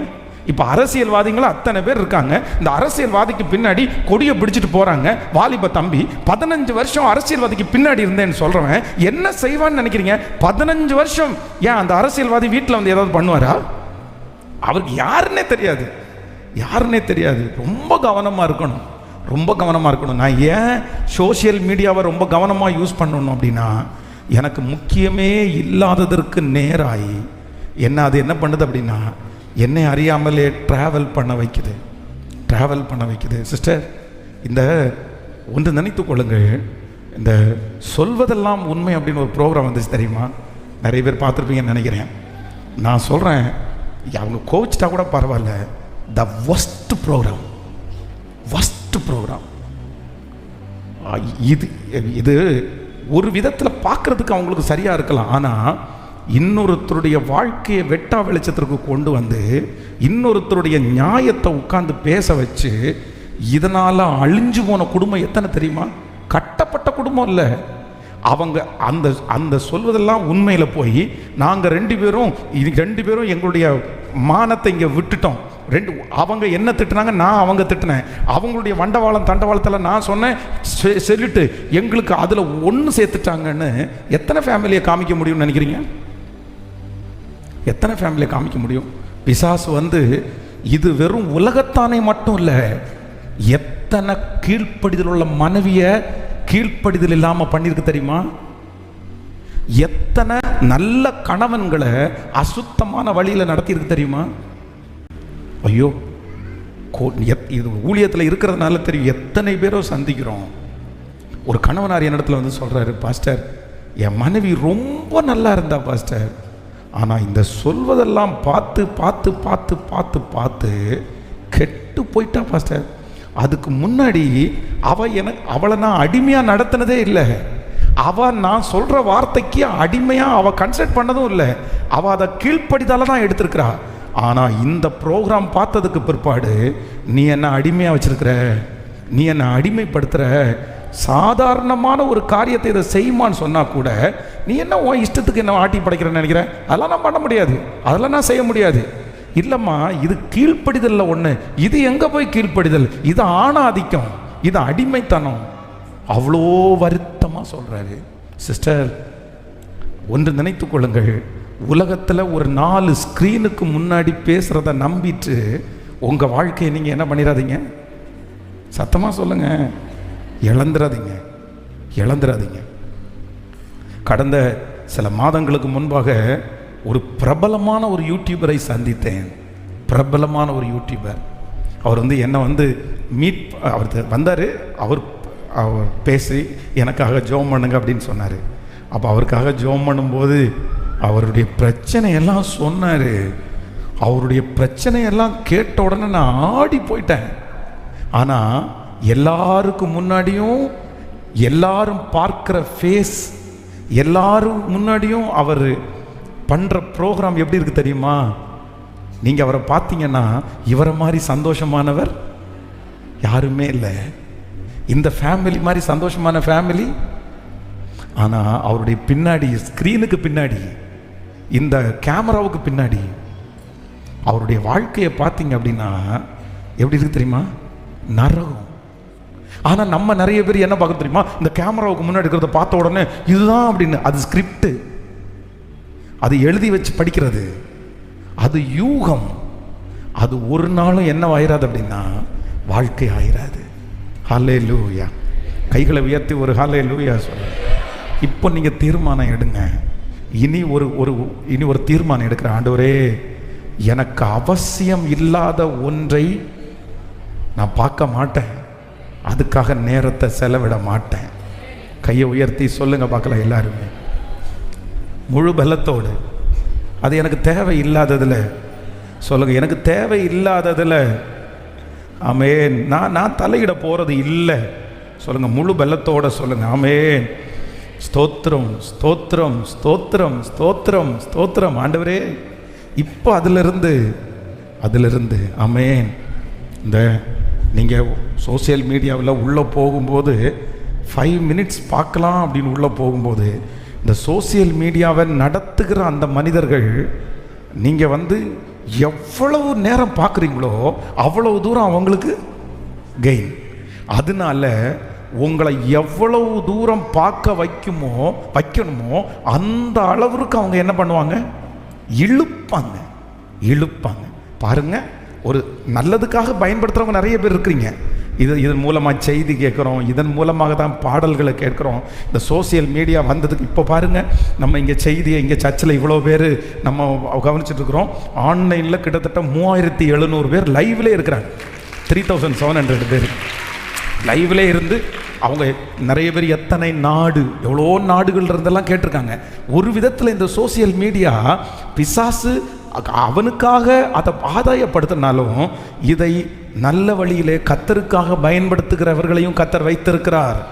ஆனால் அது என்ன பண்ணும்னா உங்களை இழுக்கும், அப்படியே இதுக்கு நேராக இழுக்கும். ஆனால் நீங்கள் என்ன பண்ணணும் அப்படின்னா, எனக்கு முக்கியம் அல்லாததை நான் இனி என்ன பண்ண மாட்டேன் அப்படின்னா பார்க்க மாட்டேன். எனக்கு அவசியம் இல்லாத ஒன்றை நான் பார்ப்பது இல்லை. எனக்கு அது தேவையில்லை. எனக்கு அந்த சாஃப்ட்வேர் தேவையில்லை. எனக்கு அது தேவையில்லை. ஒரு ஒரு ஒரு ஒரு ஒரு பயப்படத்தக்க ஒரு விஷயத்த சொல்கிறேன். +2 படிக்கிற ஒரு வாலிப தங்கச்சியை கடந்த நாட்களிலே ஜெபிக்கிறதுக்காக கூட்டிகிட்டு வந்திருந்தாங்க. அப்போது அவள் என்னோட சொன்னால், உங்கள்கிட்ட தான் தனியாக பேசணும் அப்படின்னு சொன்னான். சரி, நீ தனியாக பேசு என்ன அப்படின்னு கேட்டேன். கேட்கும்போது அவளுடைய வாழ்க்கையில் நடக்கிற எல்லாவற்றையும் சொன்னார். சொல்லும்போது நீங்கள் பேரண்ட்ஸ் எவ்வளோ கவனமாக இருக்கணும் பாருங்கள். டியூஷன் மாஸ்டர், டியூஷனுக்கு இந்த பிள்ளை போகுது. அதுவும் டியூஷன் எடுக்கிறது யார் அப்படின்னு சொன்னால் ஒரு ஒய்ஃபு. அவங்களுடைய ஹஸ்பண்ட் இந்த பிள்ளையை தவறான விதத்திலே அந்த பிள்ளையை நடத்துகிறாரு. இதை தெரிஞ்ச அந்த பிள்ளையினுடைய அப்பா அம்மா டியூஷன் போகிறத கட் பண்ணிட்டாங்க. ஃபோனை வாங்கி பிடுங்கி வச்சுட்டாங்க. ஆனால் இந்த பிள்ளை அவங்க பாட்டியினுடைய ஃபோனை எடுத்து இப்போவும் அவர் என் கூட பேசுகிறாரு. எப்படி நீ தான் ஃபோனில் பேசுகிறது இல்லைன்னு கேட்டால் ரொம்ப ஆச்சரியமாக சொல்லுது. ஏதோ ஒரு ஆப் ஒன்று, அந்த ஆப்பில் அந்த மனுஷன் அந்த ஆப்பை கொடுப்பானமோ அந்த ஆப் வழியே அந்த மனுஷனை பேச முடியுமாம். அது ஒரு பெரிய அது பேசவே முடியாதுன்னு வச்சுங்களேன். அவ்வளோ ஒரு சாக்கடையான விஷயம். அப்படியே அத்திருந்துட்டேன் நான். எப்பா, நீ ரொம்ப கொடுமையான ஒரு இடத்துல இருக்கிற, நீ ஒரு பெரிய பள்ளத்துக்குள்ளே விழுந்துட்டு இருக்கிற, நீ வெளியே வரலன்னா உன்னுடைய எதிர்காலம் ஒன்றும் இல்லாமல் போயிடும். இந்த பயம் உனக்கு இருக்கான்னு கேட்கும்போது, அங்கிள் எனக்கு பயம் இருக்குது, எனக்கு வெளியே வரணுன்ற அந்த விருப்பம் இருக்கிறதுனால தான் உங்கள்கிட்ட நான் ப்ரேயருக்கு வந்திருக்கிறேன். ஆனால் என்னால் முடியல. அந்த மனுஷன் அந்த ஆப்பை நீ டெலீட் பண்ண வேண்டியது தானே அப்படின்னா கதையா. வாலிப தம்பிங்க தங்கச்சிங்க ஒன்று நினைத்து கொள்ளுங்க, இந்த மொபைலில் வச்சிருக்கிறீங்க பாருங்க ஆப்பு, தேவையில்லாத வைக்காதீங்க. சிலருடைய மொபைலில் இந்த ரம்மி விளையாட்டு ஆப்பை டவுன்லோட் பண்ணி வச்சிருக்கிறாங்க. ரம்மி விளையாட்டு உங்களுக்கு எதுக்கு? ஒரு ஆண்டவருடைய பிள்ளை ரம்மி விளையாட்டு விளையாடலாமா? அது சூதாட்டம் அல்லவா? அந்த சூதாட்டத்தில் எப்படி கலந்துக்கலாம் நீங்க? ரொம்ப தப்பு. பைபிள் இல்லை, பைபிளுக்கு ரிலேட்டடான ஆப் இல்லை. ஆனால் சினிமா பாட்டு கேட்குற ஆப் இருக்குது, சினிமா படம் பார்க்குற ஆப் இருக்குது, என்னென்னமோ இல்லை. ரொம்ப இப்போது 666 என்ன அப்படின்னா, இந்த 666 முத்திரை வச்சிருக்கிறவன் அந்த மாதிரி ஆப் அவனுக்கு தான் சொந்தமானது. பாவம் ஆன்டி கிரைஸ்ட் தான் சொந்தமானது. எப்பா, ஏற்கனவே என்னுடைய ஆப்பை நீ யூஸ் பண்ணுறப்பா, நீ யூஸ் பண்ணிட்டு தான் இருக்க, நீ ஏன் பையன் தான், நீ ஏன் பொண்ணு தான் அப்படின்னு சொல்கிறதுக்கு எவ்வளோ நேரமாகும்? அதனால் சோசியல் மீடியா எதுக்கு விடக்கூடாதுன்னா, முக்கியமானதை எடுத்து போட்டு முக்கியம் இல்லாத ஒன்றிலே உங்களை வழி நடத்துறதுக்கு. எப்பா, உனக்கு நிறைய வேலை இருக்குது சிஸ்டர், உங்களுக்கு நிறைய வேலை இருக்குது. கர்த்தர் சொல்லுகிறார், நீ போக வேண்டிய தூரம் வெகு தூரம். நீ போக வேண்டிய தூரம். பிரதர், உங்களுடைய சம்பாத்தியம் ரொம்ப பெருசு. ஆண்டவர் உங்களை ரொம்ப பெரிய அளவில் கொண்டு போகிறது கர்த்தர் எதிர்பார்க்கிறார். இந்த மாதிரி டைம் வேஸ்ட் பண்றதுக்கு ஆண்டவர் உன்னை அழைக்கல. இந்த மாதிரி உட்கார்றதுக்கு ஆண்டவர் உங்களை அழைக்கல. உங்களை சுற்றி ஆயிரக்கணக்கான வேலைகளை கர்த்தர் வைத்திருக்கிறார். உங்களை சுற்றி ஆயிரக்கணக்கான பொறுப்புகளை ஆண்டவர் வைத்திருக்கிறார். உங்களை கொண்டு ஆண்டவர் பெரிய எழுப்புதலை கர்த்தர் செய்ய போறாரு. நஷ்டம் வந்துச்சுன்னு நினைக்காதீங்க, தோல்வின்னு நினைக்காதீங்க. ஏன் தோல்வி? ஏன் நஷ்டம்? ஏன் நஷ்டம்? உலகத்தில் இருக்கிறவன் பாருங்க எவ்வளவு ஞானமா இருக்கிறான் பாருங்க. காலேஜ் படிச்சு முடிச்சுட்டு வந்த உடனே அவங்க அப்பா அவனுடைய பிசினஸை கையில எடுத்து, அந்த பையன் அவனுடைய மொபைல் கையில 1 லட்சம் ரூபா மொபைல் வச்சிருக்கிறான். ஆனா அந்த 1 லட்சம் ரூபா மொபைல்ல அவனுடைய பிசினஸ்க்கான ஆப் தான் வச்சிருக்கிறான். அவனுடைய பிசினஸ் மெம்பர்ஸ்னுடைய போன் நம்பர்ஸ், அவன் அனுப்புகிற வாட்ஸ்அப், அவன் பேசுகிற கால்ஸ், இது எல்லாமே எது சம்பந்தப்பட்டிருக்குன்னா பிசினஸ் சம்பந்தப்பட்டு தான் இருக்குது.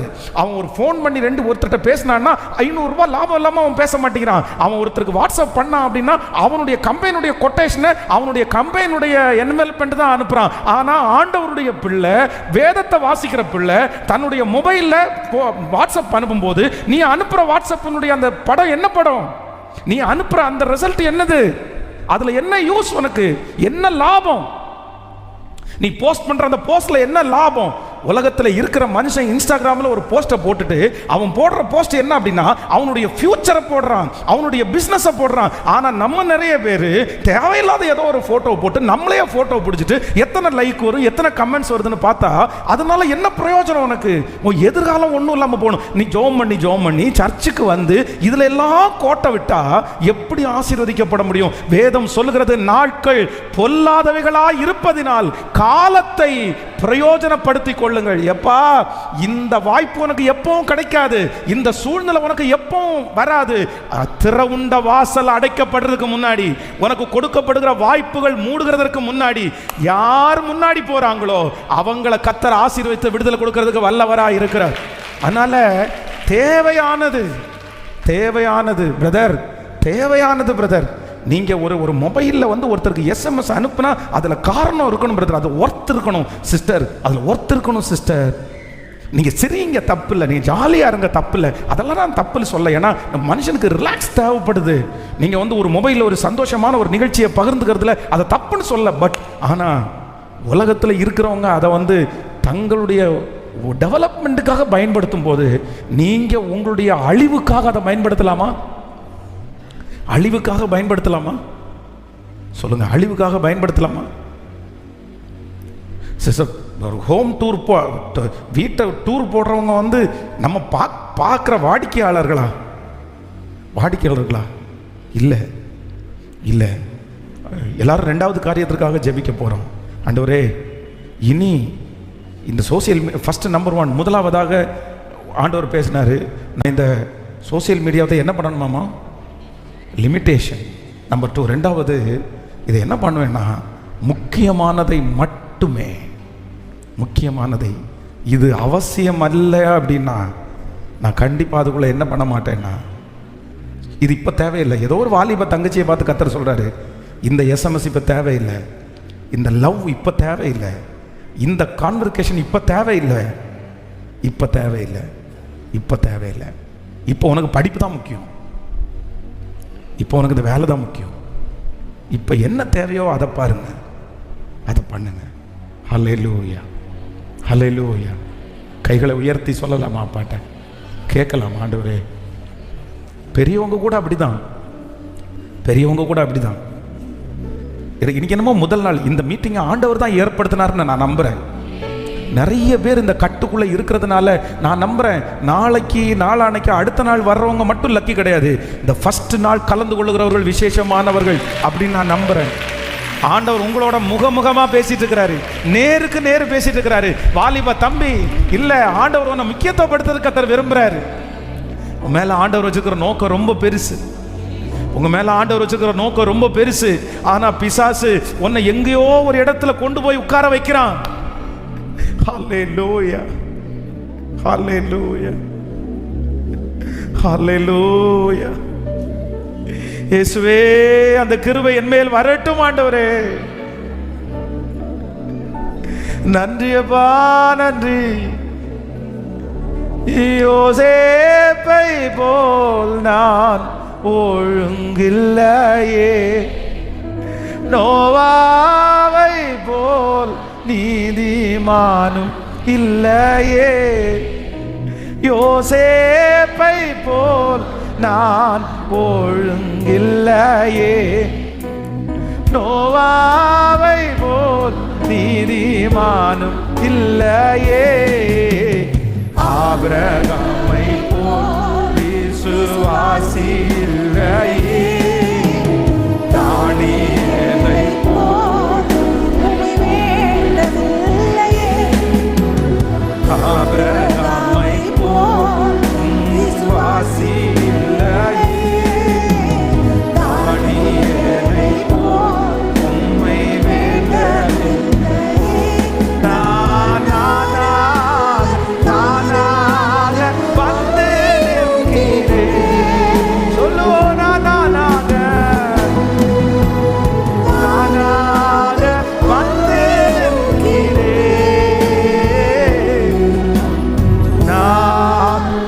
நானாகவே வந்து பிரசனத்தில் வந்து நிற்கிறேன்.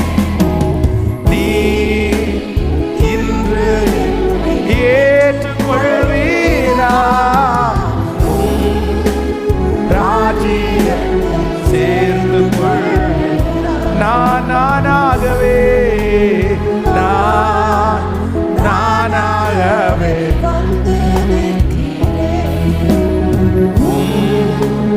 பிரசனம் வந்து நிற்கிறேன். நீ இன்று ஏற்றுக்கொள்வீரா? ராஜ்யம் சேர்ந்து கொள்வீரா? ஹல்லேலூயா, ஹல்லேலூயா, ஆமென். தாவீது தன்னுடைய சகோதரரை பார்த்து சொல்லும்போது என்ன சொல்றார் அப்படின்னா, நான் இங்கு வந்ததற்கு முகாந்திரம் இல்லையா? ஆனால் எலியா சோர்ந்து போய் படுத்து கிடக்கும்போது ஆண்டவர் எலியாவை பார்த்து என்ன சொன்னார் அப்படின்னா, உனக்கு இங்கே என்ன, உனக்கு இங்கே என்ன, உனக்கு இங்கே என்ன வேலை? ஸோ நமக்கு அது தேவைப்படாது, நமக்கு அது தேவைப்படாது, எல்லாம் நமக்கு தேவைப்படாது. ஆமென். அதில் ஒன்றும் நம்ம கற்றுக்க முடியாது, ஒன்றும் நம்ம எடுத்துக்க முடியாது. ஸோ நம்பர் 3, மூன்றாவதாக இந்த காரியத்தை சொல்லி முடிக்கிறேன். இந்த 666 இந்த சோசியல் மீடியாவில் ஆண்டவருடைய பிள்ளைகள். நம்பர் 3, மூன்றாவதாக ஆதியாகமம் 32ஆம் அதிகாரத்தினுடைய 24வது வசனத்தை வாசிக்கலாம். ஆதியாகமம் 32ஆம் அதிகாரம் 24வது வசனம். யாக்கோபு பிந்தி தனித்திருந்தான். அப்பொழுது ஒரு புருஷன் பொழுது விடியும் அளவு அவனோடே போராடி அவனை மேற்கொள்ளாததை கண்டு அவனுடைய தொடை சந்தை தொட்டார். அதனால் அவருடனே போராடுகையில் யாக்கோபின் தொடை சந்து சுளுக்கிற்று.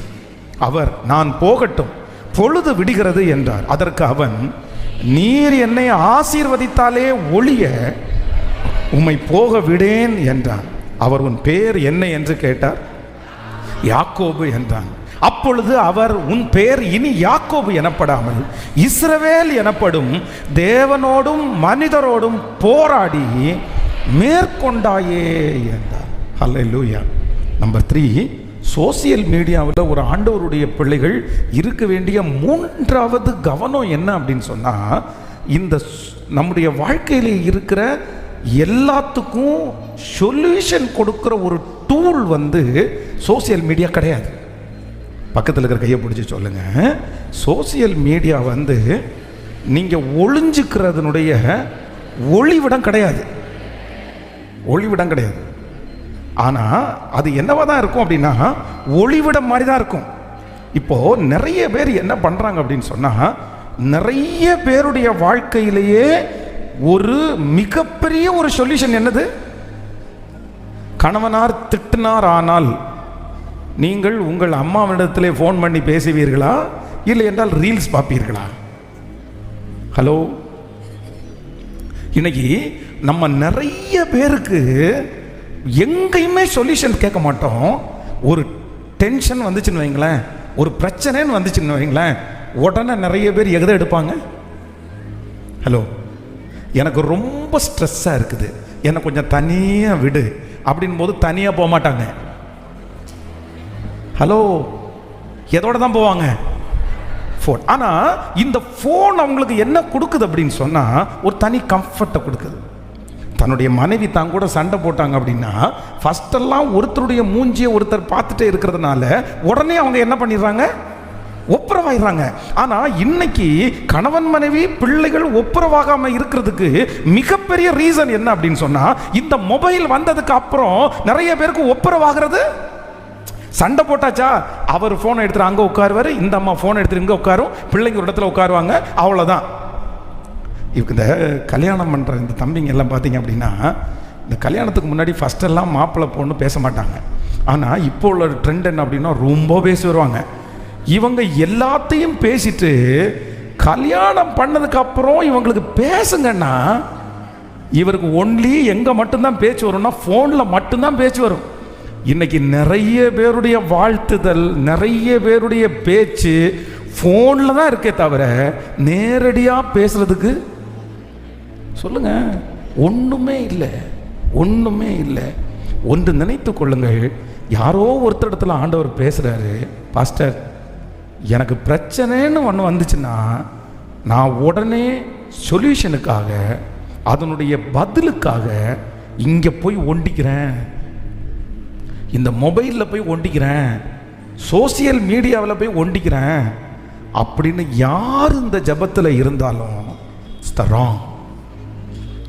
தவறான இடம். நீங்கள் தவறான இடத்திற்கு நேராக போகிறீங்க. பாருங்க, ஒரு கேர்ள் வந்து கடந்த நாட்களில் ஒரு பொண்ணு சந்திக்கும் போது அவளுக்கு ரொம்ப இன்ஃபீரியர், தான் மேலே ரொம்ப தாழ்வு மனப்பான்மை. இந்த தாழ்வு மனப்பான்மை வந்ததுனால யாரையுமே ஃபேஸ் டு ஃபேஸ் பார்த்து அவளால் பேச முடியல. அப்போ அவளுக்கு எந்த இடத்துலையும் சொல்யூஷன் கிடைக்கல. ஆனால் அவளுக்கு என்ன கிடைச்சுன்னா ஃபோன். அந்த ஃபோன் வந்ததுக்கு அப்புறம் அவள் என்ன நினைக்கிறா அப்படின்னா, எனக்கு யாரும் வேண்டாம், அம்மா கூட பேசலை, அப்பா கூட பேசலை, ஃப்ரெண்ட்ஸோட பேசலை. எப்போ பாரு அவள் வீட்டில், ஏம்மா இப்படி ஃபோனில் உட்காந்துருக்குற, நீ ஏன் கூட கொஞ்சம் பேசலாமா, போங்க வேலையை பாருங்க, எனக்கு இது ஆறுதலாக இருக்குது, எனக்கு இது சமாதானமாக இருக்குது, எனக்கு இது ஸ்ட்ரெஸ் ஃப்ரீயாக இருக்குது, எனக்கு இது பிரச்சனைக்கு சொல்யூஷன் கொடுக்குது. இன்றைக்கு இந்த சத்தத்தை கேட்கிற உங்களுக்கு யாருக்கு சோஷியல் மீடியா ஒரு ஒளிவிடமாய் மறைவிடமாய் உங்களுக்கு ஸ்ட்ரெஸ் ஃப்ரீயாக இருக்குதோ, நான் சொல்கிறேன், இதை வெற்றின்னு நீங்கள் நினைக்கலாம். இது வெற்றி கிடையாது, மிகப்பெரிய ஒரு தோல்வி. இந்த யாக்கோபை குறித்து இப்போ வாசிச்சோம்ல, யாக்கோபு என்ன அப்படின்னா தன்னுடைய வாழ்க்கையில் இருக்கிற பிரச்சனைக்கு இவர் நிறைய ஐடியாஸை ஃபாலோ பண்ணுறாரு. நிறைய ஐடியாஸை ஃபாலோ பண்ணி எல்லா ஐடியாவிலையும் தோற்று போய் இப்போ ஒன்று மட்டும் முடிவெடுக்கிறாரு. யாக்கோபு பிந்தி தனித்திருந்தான். ஒரு புருஷன் பொழுது விடியும் மட்டும் அவனோடு போராடி மேற்கொள்ளாததை கண்டு, நான் உனக்கு என்ன செய்யணும்னு கேட்கும்போது, நீர் என்னை ஆசீர்வதித்தாலே ஒழிய நான் சொல்றேன், எனக்கு மறைவிடோன்னு ஒன்று இருக்குமானால், எனக்கு ஒளிவிடோன்னு ஒன்று இருக்குமானால், என் பிரச்சனைக்கு பதிலுன்னு ஒன்று இருக்குமானால், எனக்கு ஸ்ட்ரெஸ் ஃப்ரீன்னு ஒரு இடம் இருக்குமானால், என்னுடைய பிரச்சனைக்கு முழு விடுதலை இருக்குமானால், அது கர்த்தர் சமூகத்தை யார் தேடி போறாங்களோ அவங்களுக்கு தான் விடுதலை. அவர் சமூகம் தான் எனக்கு ஆன்சர். அவர் சமூகத்தில் தான் எனக்கு நித்திய பேரின்பம் வரும். அப்போ இனி கணவர் திட்டும் போது, இல்லைன்னா மனைவி திட்டும் போது ஃபோனை எடுத்துட்டு போயிட்டு நிறைய பேர் என்ன சொல்றாங்க தெரியுமா, எனக்கு இதுதான். ஹலோ, எதுக்கு இப்படி ஃபோன்லேயே உட்காந்துருக்கேன்னு கேட்டா, எனக்கு இதுதான். இப்போ உங்களே கேட்டு பாருங்க,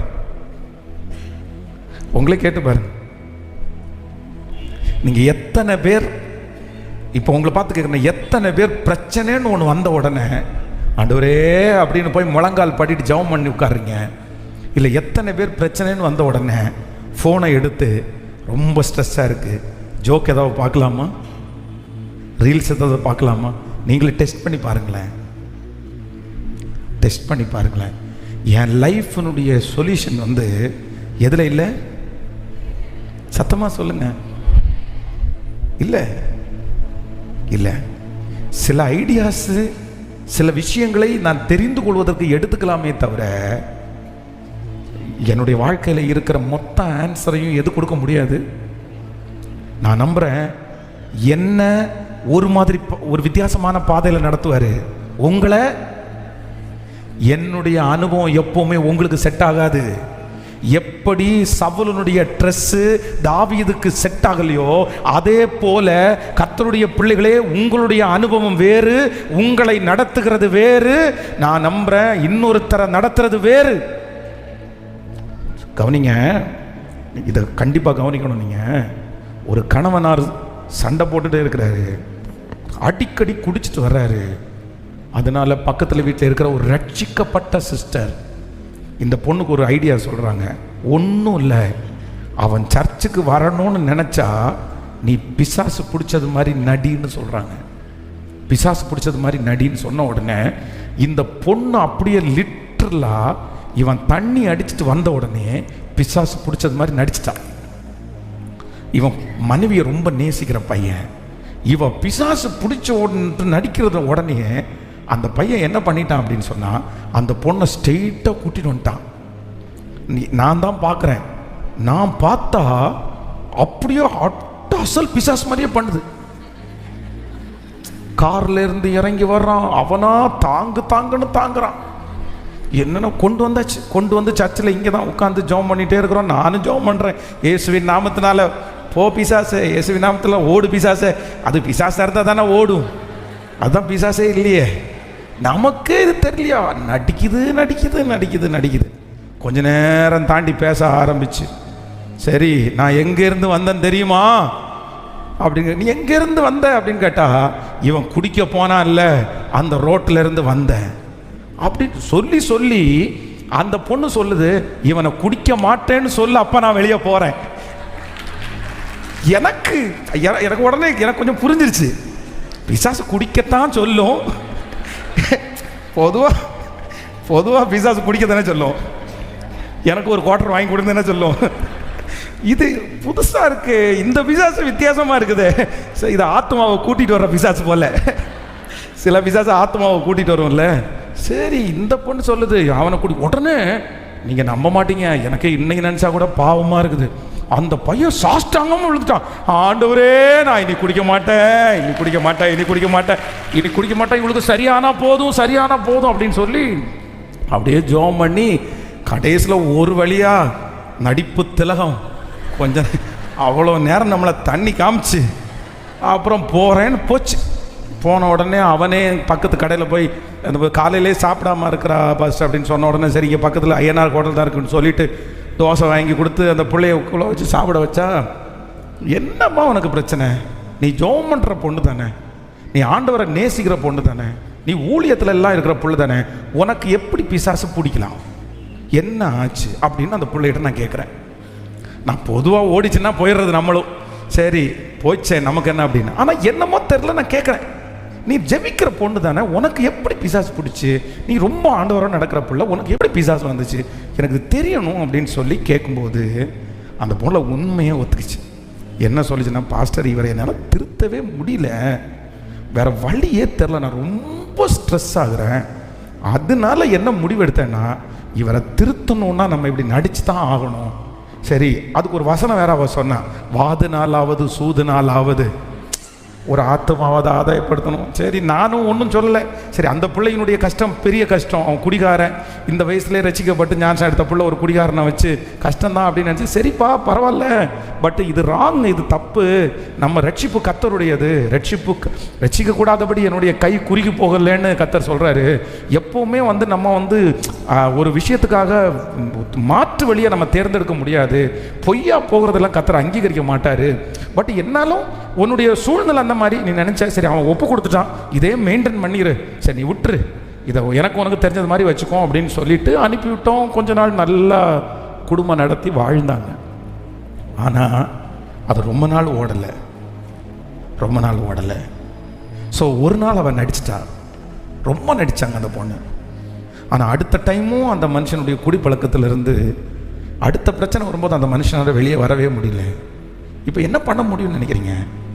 இன்னொரு டைம் பிசாசு பிடிச்சது மாதிரி நடிக்க முடியுமா? நடிக்க முடியல. இன்னைக்கு வரைக்கும் அந்த மனுஷன் அதிலிருந்து விடுதலை கொடுக்க முடியல.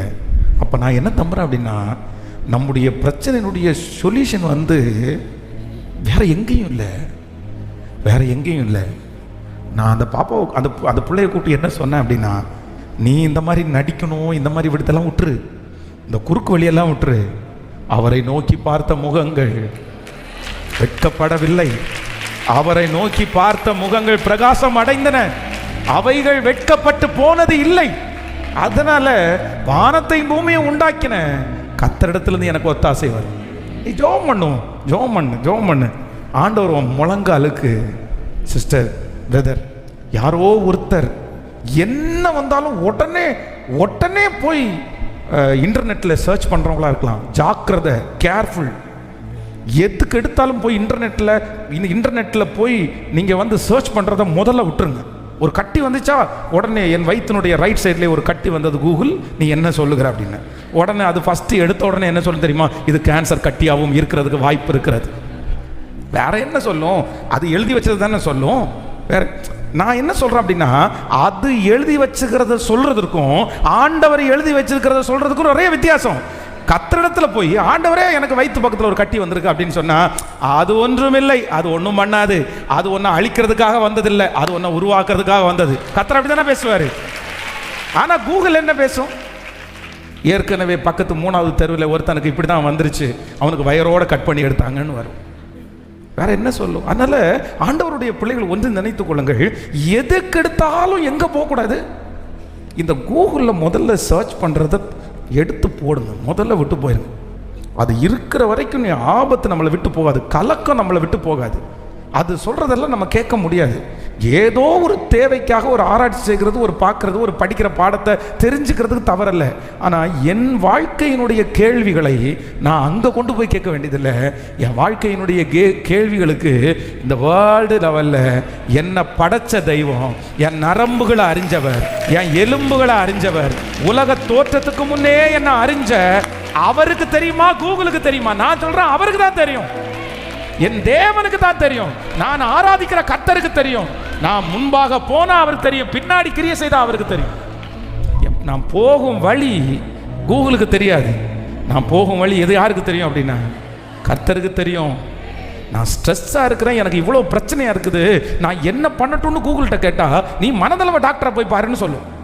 பக்கத்து தெருவில் மனநலம டாக்டர் இருக்காரு, இல்லை இந்த மாத்திரை எடுத்து சாப்பிடு தூக்கிடுவா அப்படின்னு சொல்லும். ஆனால் என்ன ஆண்டவர் என்ன சொல்லுவார் தெரியுமா, வருத்தப்பட்டு பாரம் சுமக்கிறவர்களே எல்லாரும் என்னிடத்தில் வாருங்கள், நீ எதுக்கு கலங்குற, நீ எதுக்கு பயப்படுற, நாளைய தினத்தை குறித்து நீ கவலைப்பட வேண்டாம், நாளைய தினத்தை நான் பார்த்து கொள்ளுகிறேன். ஒரு முடிவெடுங்க. நான் சர்ச் பண்ணவே பண்ணாதீங்க, எதையுமே தேடாதீங்க. ஸோ நம்பர் 3, மூன்றாவதாக நான் இந்த சோசியல் மீடியாவில் என்னுடைய பிரச்சனைக்கான சொல்யூஷனை நான் என்ன பண்ண மாட்டேன்னா தேட மாட்டேன். யாரை தேடுவேன்? எனக்கு ஐடியாஸ் வந்து சோசியல் மீடியா கொடுக்குற ஐடியாஸ் வந்து இல்லை, எனக்கு அவர் கொடுப்பாரு, அவர் சொல்லி தருவார், அவர் கொடுப்பாரு. ஏன்னா நான் எப்படி போகணுன்னு யாருக்கு தெரியும்னா, ஹல்லேலூயா. சோசியல் மீடியா எனக்கு ஆப்ஷன்ஸ் கொடுத்தோம், option A, option B, option C கொடுக்கும். ஆனால் என் ஆண்டவர் வந்து ஏபிசிடி எல்லாம் கிடையாது. ஒன்னே ஒன்று, நான் உனக்கு போதித்து நீ நடக்க வேண்டிய வழியை உனக்கு காட்டுவேன், உன்மேல் என் கண்ணை வைத்து உனக்கு நான் ஆலோசனை சொல்லுவேன். ஒரே வழி, நீ இப்படி போப்பா. அதனால ஸோ இன்றைக்கு ஒரு தீர்மானத்தோடு போய் இந்த ஃபஸ்ட் டே ஆண்டவர் எல்லாரோடையும் பேசுறார். 666க்காக யாரும் எதிர்பார்க்க வேண்டாம். அது வந்துச்சுன்னா நான் போட மாட்டேன், நெட்டிலையும் போட மாட்டேன், கையிலையும் போட மாட்டேன் அப்படின்னெல்லாம் ஒன்றும் இல்லை. ஏற்கனவே வந்துச்சு, ஏற்கனவே நிறைய பேர் கையில் தான் வச்சுருக்கிறீங்க, ஏற்கனவே நிறைய பேர் அதை யூஸ் பண்ணிட்டு தான் இருக்கிறீங்க, அதை வச்சு தான் வாங்குறீங்க, அதை வச்சு தான் விற்கிறீங்க. என்ன அப்டேஷன் பின்னாடி இருக்குது, ஒருவேளை ஆண்டவருடைய வருகைக்கு முன்னாடி அப்டேஷன் அதிகமாகும், அவ்வளோதான். ஆனால் ஞானம் என்ன அப்படின்னு சொன்னால் அது வந்து நான் கர்த்தரை ஆராதிப்பதற்கு, பரலோக ராஜ்யம் வருவதற்கு அது கண்டிப்பாய் தடையாக இருக்கிற அளவிற்கு அதை பின்னாடி போக மாட்டேன். நான் அதை ஆண்டு கொள்ளுவேன், அது என்னை ஆண்டு கொள்வதற்கு நான் விடவே மாட்டேன். ஹல்லேலூயா, ஹல்லேலூயா. அங்கேருந்து என்ன மெயில் அனுப்பினாலும் உங்கள் கையில் கட்டியிருக்கிற 666 மட்டும் கனெக்ட் ஆகாது. காரணம் என்னென்னா உங்கள் கனெக்ட் கிரைஸ்ட் மேலே, உங்கள் கனெக்ட் கிறிஸ்துவின் மேலே. அதனால் என்ன வந்தாலும் இல்லை, என்ட்ரி ஆகாது. அதுதான் கர்த்தருடைய பிள்ளைகளுக்கு பலன். எழும்பி நிற்கலாமா? ஆண்டவரே, ஆண்டவரே, இந்த உலகத்தில் ஆண்டவர் நாங்கள் வாழ்வதற்கு நிறைய வசதிகளை தந்திருக்கிறீர், நிறைய ஆப்பர்ச்சுனிட்டிஸ் நீ தந்திருக்கிறீர். ஆனாலும் ஹல்லேலூயா ஆண்டவரே, நாங்கள் அதை சரியாக கையாளுவதற்கு எங்களுக்கு பலன் தாருங்க ஆண்டவரே, பலன் தாருங்க ஆண்டவரே. இந்த ஃபோனை என்னைக்கு நிறைய பேர் கையில் எடுத்தாங்களோ அன்னையிலிருந்து தான் அவ்வளவு கலக்கம், அன்னையிலிருந்து தான் அவ்வளவு மன வருத்தங்கள், அன்னையிலிருந்து தான் அவ்வளோ பிரச்சனை. Thank you Jesus. ஹல்லேலூயா. சிஸ்டர், இது வந்ததுலேருந்து தானே சிஸ்டர் நீங்கள் மாறினீங்க. பிரதர், இது வந்ததுலேருந்து தானே பிரதர் நீங்கள் ரொம்ப மாறினீங்க. இந்த ஜெபம் குறைஞ்சது அதனால தானே பிரதர். நீங்கள் இவ்வளோ தப்பு பண்ணுறதுக்கு காரணம் அதுதானே பிரதர். அதுலேருந்து நீங்கள் தெரிஞ்சுக்கிட்டது ரொம்ப கொஞ்சம், ஆனால் அதில் நீங்கள் விழுந்து போனது ரொம்ப அதிகம் இல்லை. அதனால் எல்லாருமே ஒருவேளை அந்த மொபைலை கையில் வச்சுருந்தா கூட நீங்கள் அதில் ஒரு தீர்மானத்தோடு இன்றைக்கி போங்க. கவனிங்க, ஒரு 3 காரியத்தை சொன்னேன். நம்பர் 1, முதலாவதாக லிமிட். என்னுடைய சோசியல் மீடியாவில் என் மொபைலில் ஒரு லிமிட் வச்சுக்குவேன். நம்பர் 2, ரெண்டாவதாக சொல்லுங்கள், நான் எனக்கு முக்கியமானது என்னுடைய எது எனக்கு முக்கியமோ அதை மட்டும்தான் நான் செய்வேன் அதில். நம்பர் 3, மூன்றாவதாக என்னுடைய பிரச்சனைக்கு நான் அதுக்கு கீழே என்ன பண்ண மாட்டேன்னா, நான் போய் ஒளிஞ்சிக்க மாட்டேன். எனக்கு பாதுகாப்பு அது கிடையாது, எனக்கு ஆலோசனை சொல்லுகிற ஆலோசகர் அது கிடையாது, என்னுடைய கவுன்சிலர் அது கிடையாது, எனக்கு ஸ்ட்ரெஸ் ஃப்ரீ அது கிடையாது. என் ஸ்ட்ரெஸ் ஃப்ரீ என்னுடைய கவுன்சிலர். ஹல்லேலூயா.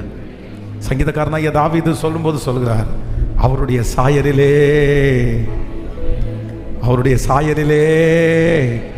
சொல்லுங்க, அவருடைய சாயலிலே நான் திருப்தி ஆவேன், அவருடைய சாயலிலே நான் திருப்தி ஆவேன். கையை மேலே உயர்த்து ஒப்பு கொடுக்குறவங்க எல்லாம் ஒப்பு கொடுத்து முழு வெள்ளத்தோட, ஆண்டவரை சாரிப்பா, உண்மையிலே உங்க மேல பெரிய நோக்கத்தை ஆண்டவர் வச்சிருக்கிறேன். அம்மா, நீங்க எத்தனை வயதானாலும் உங்களை ஜெபிக்க வச்ச அழகு பார்க்குற கத்த சொல்ற, நீங்க மட்டும் ஜெபம் பண்ணா எத்தனை சத்தருடைய கிரியை அழியும் தெரியுமா? நீ யாருக்கும் தெரியாம ஒரு ரூம்ல உட்கார்ந்து ஜெபம் பண்ணுவீங்க, ஆனா கர்த்தர் 1000 கிலோமீட்டருக்கு அந்த பக்கம் உங்க ஜெபத்தினால ஒரு நபரை சந்திப்பார், உங்க ஜெபத்தினால ஒரு குடிகாரனை மாற்றுவார், உங்க ஜெபத்தினால ஒரு திருச்சபையை கர்த்தர் கட்டி எழுப்புவார், உங்க ஜெபத்தினால ஒரு ஊழியக்காரரை கர்த்தர் பாதுகாப்பார். ஹல்லேலூயா, ஹல்லேலூயா. ஆனா சத்துரு அதை அறிந்து கொண்டு எப்படியாவது உங்களை அடிமைப்படுத்தணும்னு நினைக்கிறான். ஆனா ஆண்டவர் இன்றைக்கு இந்த முதல் நாள் கன்வென்ஷன்ல கர்த்தர் சொல்றாரு, இல்ல நீ அதை தூக்கி போடு, அது வேண்டாம், அது ஒன்னு ஆளுகை செய்யறதுக்கு நீ அதை விடாத. இல்ல, கர்த்தர் உங்களை கொண்டு வந்து நிறுத்து, நீ ஆண்டு கொள்ளுவாய். நீங்க தான் அந்த இடத்துல ராஜா, நீங்க தான் அந்த இடத்துல தலைவர், நீங்க சொன்னா அது கேட்கணும். ஆமென், ஆமென். நீங்க உங்களுடைய கண்ட்ரோல்ல இருக்கணும். நான் அதுக்கு பின்னாடி போக மாட்டேன். அதை நிறுத்தணும்னா நான் நிறுத்துவேன், வைக்கணும்னா வச்சிருவேன். ஜெபம் பண்ற அத்தனை பேருக்கும் ஆண்டவர் கிருபையை தரப்போகிறார். ஹல்லேலூயா, ஹல்லேலூயா. என்ன கண்ட்ரோல் பண்ணுகிறது கர்த்தர், என்ன போதித்து நடத்துறது கர்த்தர். கையை உயர்த்தி முடிஞ்சவங்க எல்லாம் சொல்லுங்க, ஏசப்பா பார்த்து சொல்லுங்க, ஆண்டவரே நீங்க தான் ஆண்டவரே. சொல்லுங்க, நீங்க தான் என்ன கண்ட்ரோல் பண்ணுகிற. முழு பலத்தோட சொல்லுங்க, நீங்க தான்ப்பா. இல்ல, ஆமென், ஆமென். அது உன்னுடைய குடும்பம் போனா கூட பரவாயில்லன்னு சொல்லுதில்ல, சமாதானத்துக்கே உன்னை விடல இல்ல, எப்படி நீ அதை விடலாம்? எப்படி? ஆமென். போன் தான் எனக்கு முக்கியம், குடும்பம் கூட எனக்கு முக்கியம் இல்லை என்ற அளவுக்கு நீங்க போயிட்டீங்களே. இல்லையே, என் எதிர்காலம் கூட முக்கியம் இல்லை, எனக்கு போன் தான் முக்கியம் நீங்க போயிட்டீங்களே. ஆனா ஆவியானவர் இன்னைக்கு நிறைய பேரோட பேசுறாரு, இல்லப்பா, நீ என் பிள்ளை, நீ எனக்கு பிரியமானவன். கைகளை உயர்த்தி ஏசப்பாட்ட, இயேசுவே அதை கண்ட்ரோல் பண்ணக்கூடிய ஒரு கிருபையை தாரு. கேளுங்க அப்பா. இயேசுவே, மண்ணான மனுஷன் ஆண்டவரே, என்னால ஒன்றும் செய்ய முடியாதுப்பா, என் மேல ஒரு இரக்கம் காமிங்க ஆண்டவரே. அதுல இருந்து வெளியே வரணும்னு ஆசைப்படுறவங்க சத்தத்தை உயர்த்தி ஏசப்பாட்ட கேளுங்க, ஆண்டவரே அதுல இருந்து என்னை வெளியே கொண்டு வாங்க ஆண்டவரே. கேளுங்க அப்பா. அப்பா எனக்கு ஒரு பலன் தாங்கப்பா, எனக்கு ஒரு பலன் தாங்க ஆண்டவரே. இப்போ உங்க இரக்கத்திற்காக தான்ப்பா நான் கெஞ்சி நிக்கிறேன். இப்போ உங்க இரக்கத்திற்காக தான் கெஞ்சி நிக்கிறேன். என்னை காப்பாற்றுறதுக்கு நீங்க எடுக்கிற முயற்சிக்காக நன்றி. என்னை காப்பாற்றுறதுக்கு நீங்க எடுக்கிற முயற்சிக்காக நன்றி. ஆனா எப்படியாவது அதை உணரக்கூடிய ஒரு கிருபை தாங்கப்பா. நன்றி ஆண்டவரே, நன்றி. மண்ணான மனிதன் நான், என்னால் ஏதும் ஆகுமா? மண்ணான மனிதன் நான், என்னால் ஏதும் ஆகுமா? உன் பிள்ளையாய் நான் வாழ முடியுமா? உன் பிள்ளையாய் நான் வாழ முடியுமா? பாவியின் மீது ஏன் இந்த அன்பு ஒன்றும் புரியலை. சித்தம்மன் மீது வைத்திட்ட பின்பும் வாழ தெரியலையே, இன்னும் வாழ சொல்லும். பாவியின் மீது ஏன் இந்த அன்பு ஒன்றும் புரியலை. சித்தம்மன் மீது வைத்திட்ட பின்பும் வாழ தெரியலையே, இன்னும் வாழ. ரெண்டு கரங்களை மேல உயர்த்தி, தேவனே அப்பா, தேவனே என் ஜீவனே, இயேசுவே வாழி சத்தியமே. தேவனே என் ஜீவனே, இயேசுவே. தேவனே தேவனே ஜீவனே, தேவனே ஜீவனே, இயேசுவே வாழி சத்தியமே. தேவனே என் ஜீவனே, இயேசுவே வாழி சத்தியமே. ஆவியின் மீது ஒன்றும் புரியலை. சித்தம்மன் மீது வைத்திட்ட வாழ தெரியலை, இன்னும் வாழ தெரியலை, இன்னும் வாழ தெரியலையே. தகப்பனே, உடைய பிள்ளைகள் ஒவ்வொருவரையும் ஆசீர்வதிக்கிறேன். திருச்சபைக்கு வந்திருக்கிற, இன்னும் ஆன்லைன் மூலமா இந்த சத்தத்தை கேட்கிற ஒவ்வொரு பிள்ளைகள் மேலும் தேவ மகிமை அளவு கடங்காத விதமாய் இருக்கட்டும் ஆண்டவரே. இந்த 4 நாட்கள் முடியும் போது எங்களை சுத்திகரித்து சுத்த பொன்னா ஆண்டவரே, நல்ல ஒரு துருத்தியா ஆண்டவரே, நீங்க ரசத்தை ஊத்தும் போது ஒரு நல்ல துருத்தியா இந்த 4 நாளைக்குள்ள எங்களை கம்ப்ளீட்டா ஆண்டவரை மாற்றி உங்களை நாங்க பார்க்கணும், உங்க பிரசன்னத்தை உணரணும். அந்த ஃபீலுக்குள்ள எங்களை நீங்க நடத்துகிறதற்காக ஸ்தோத்திரம்.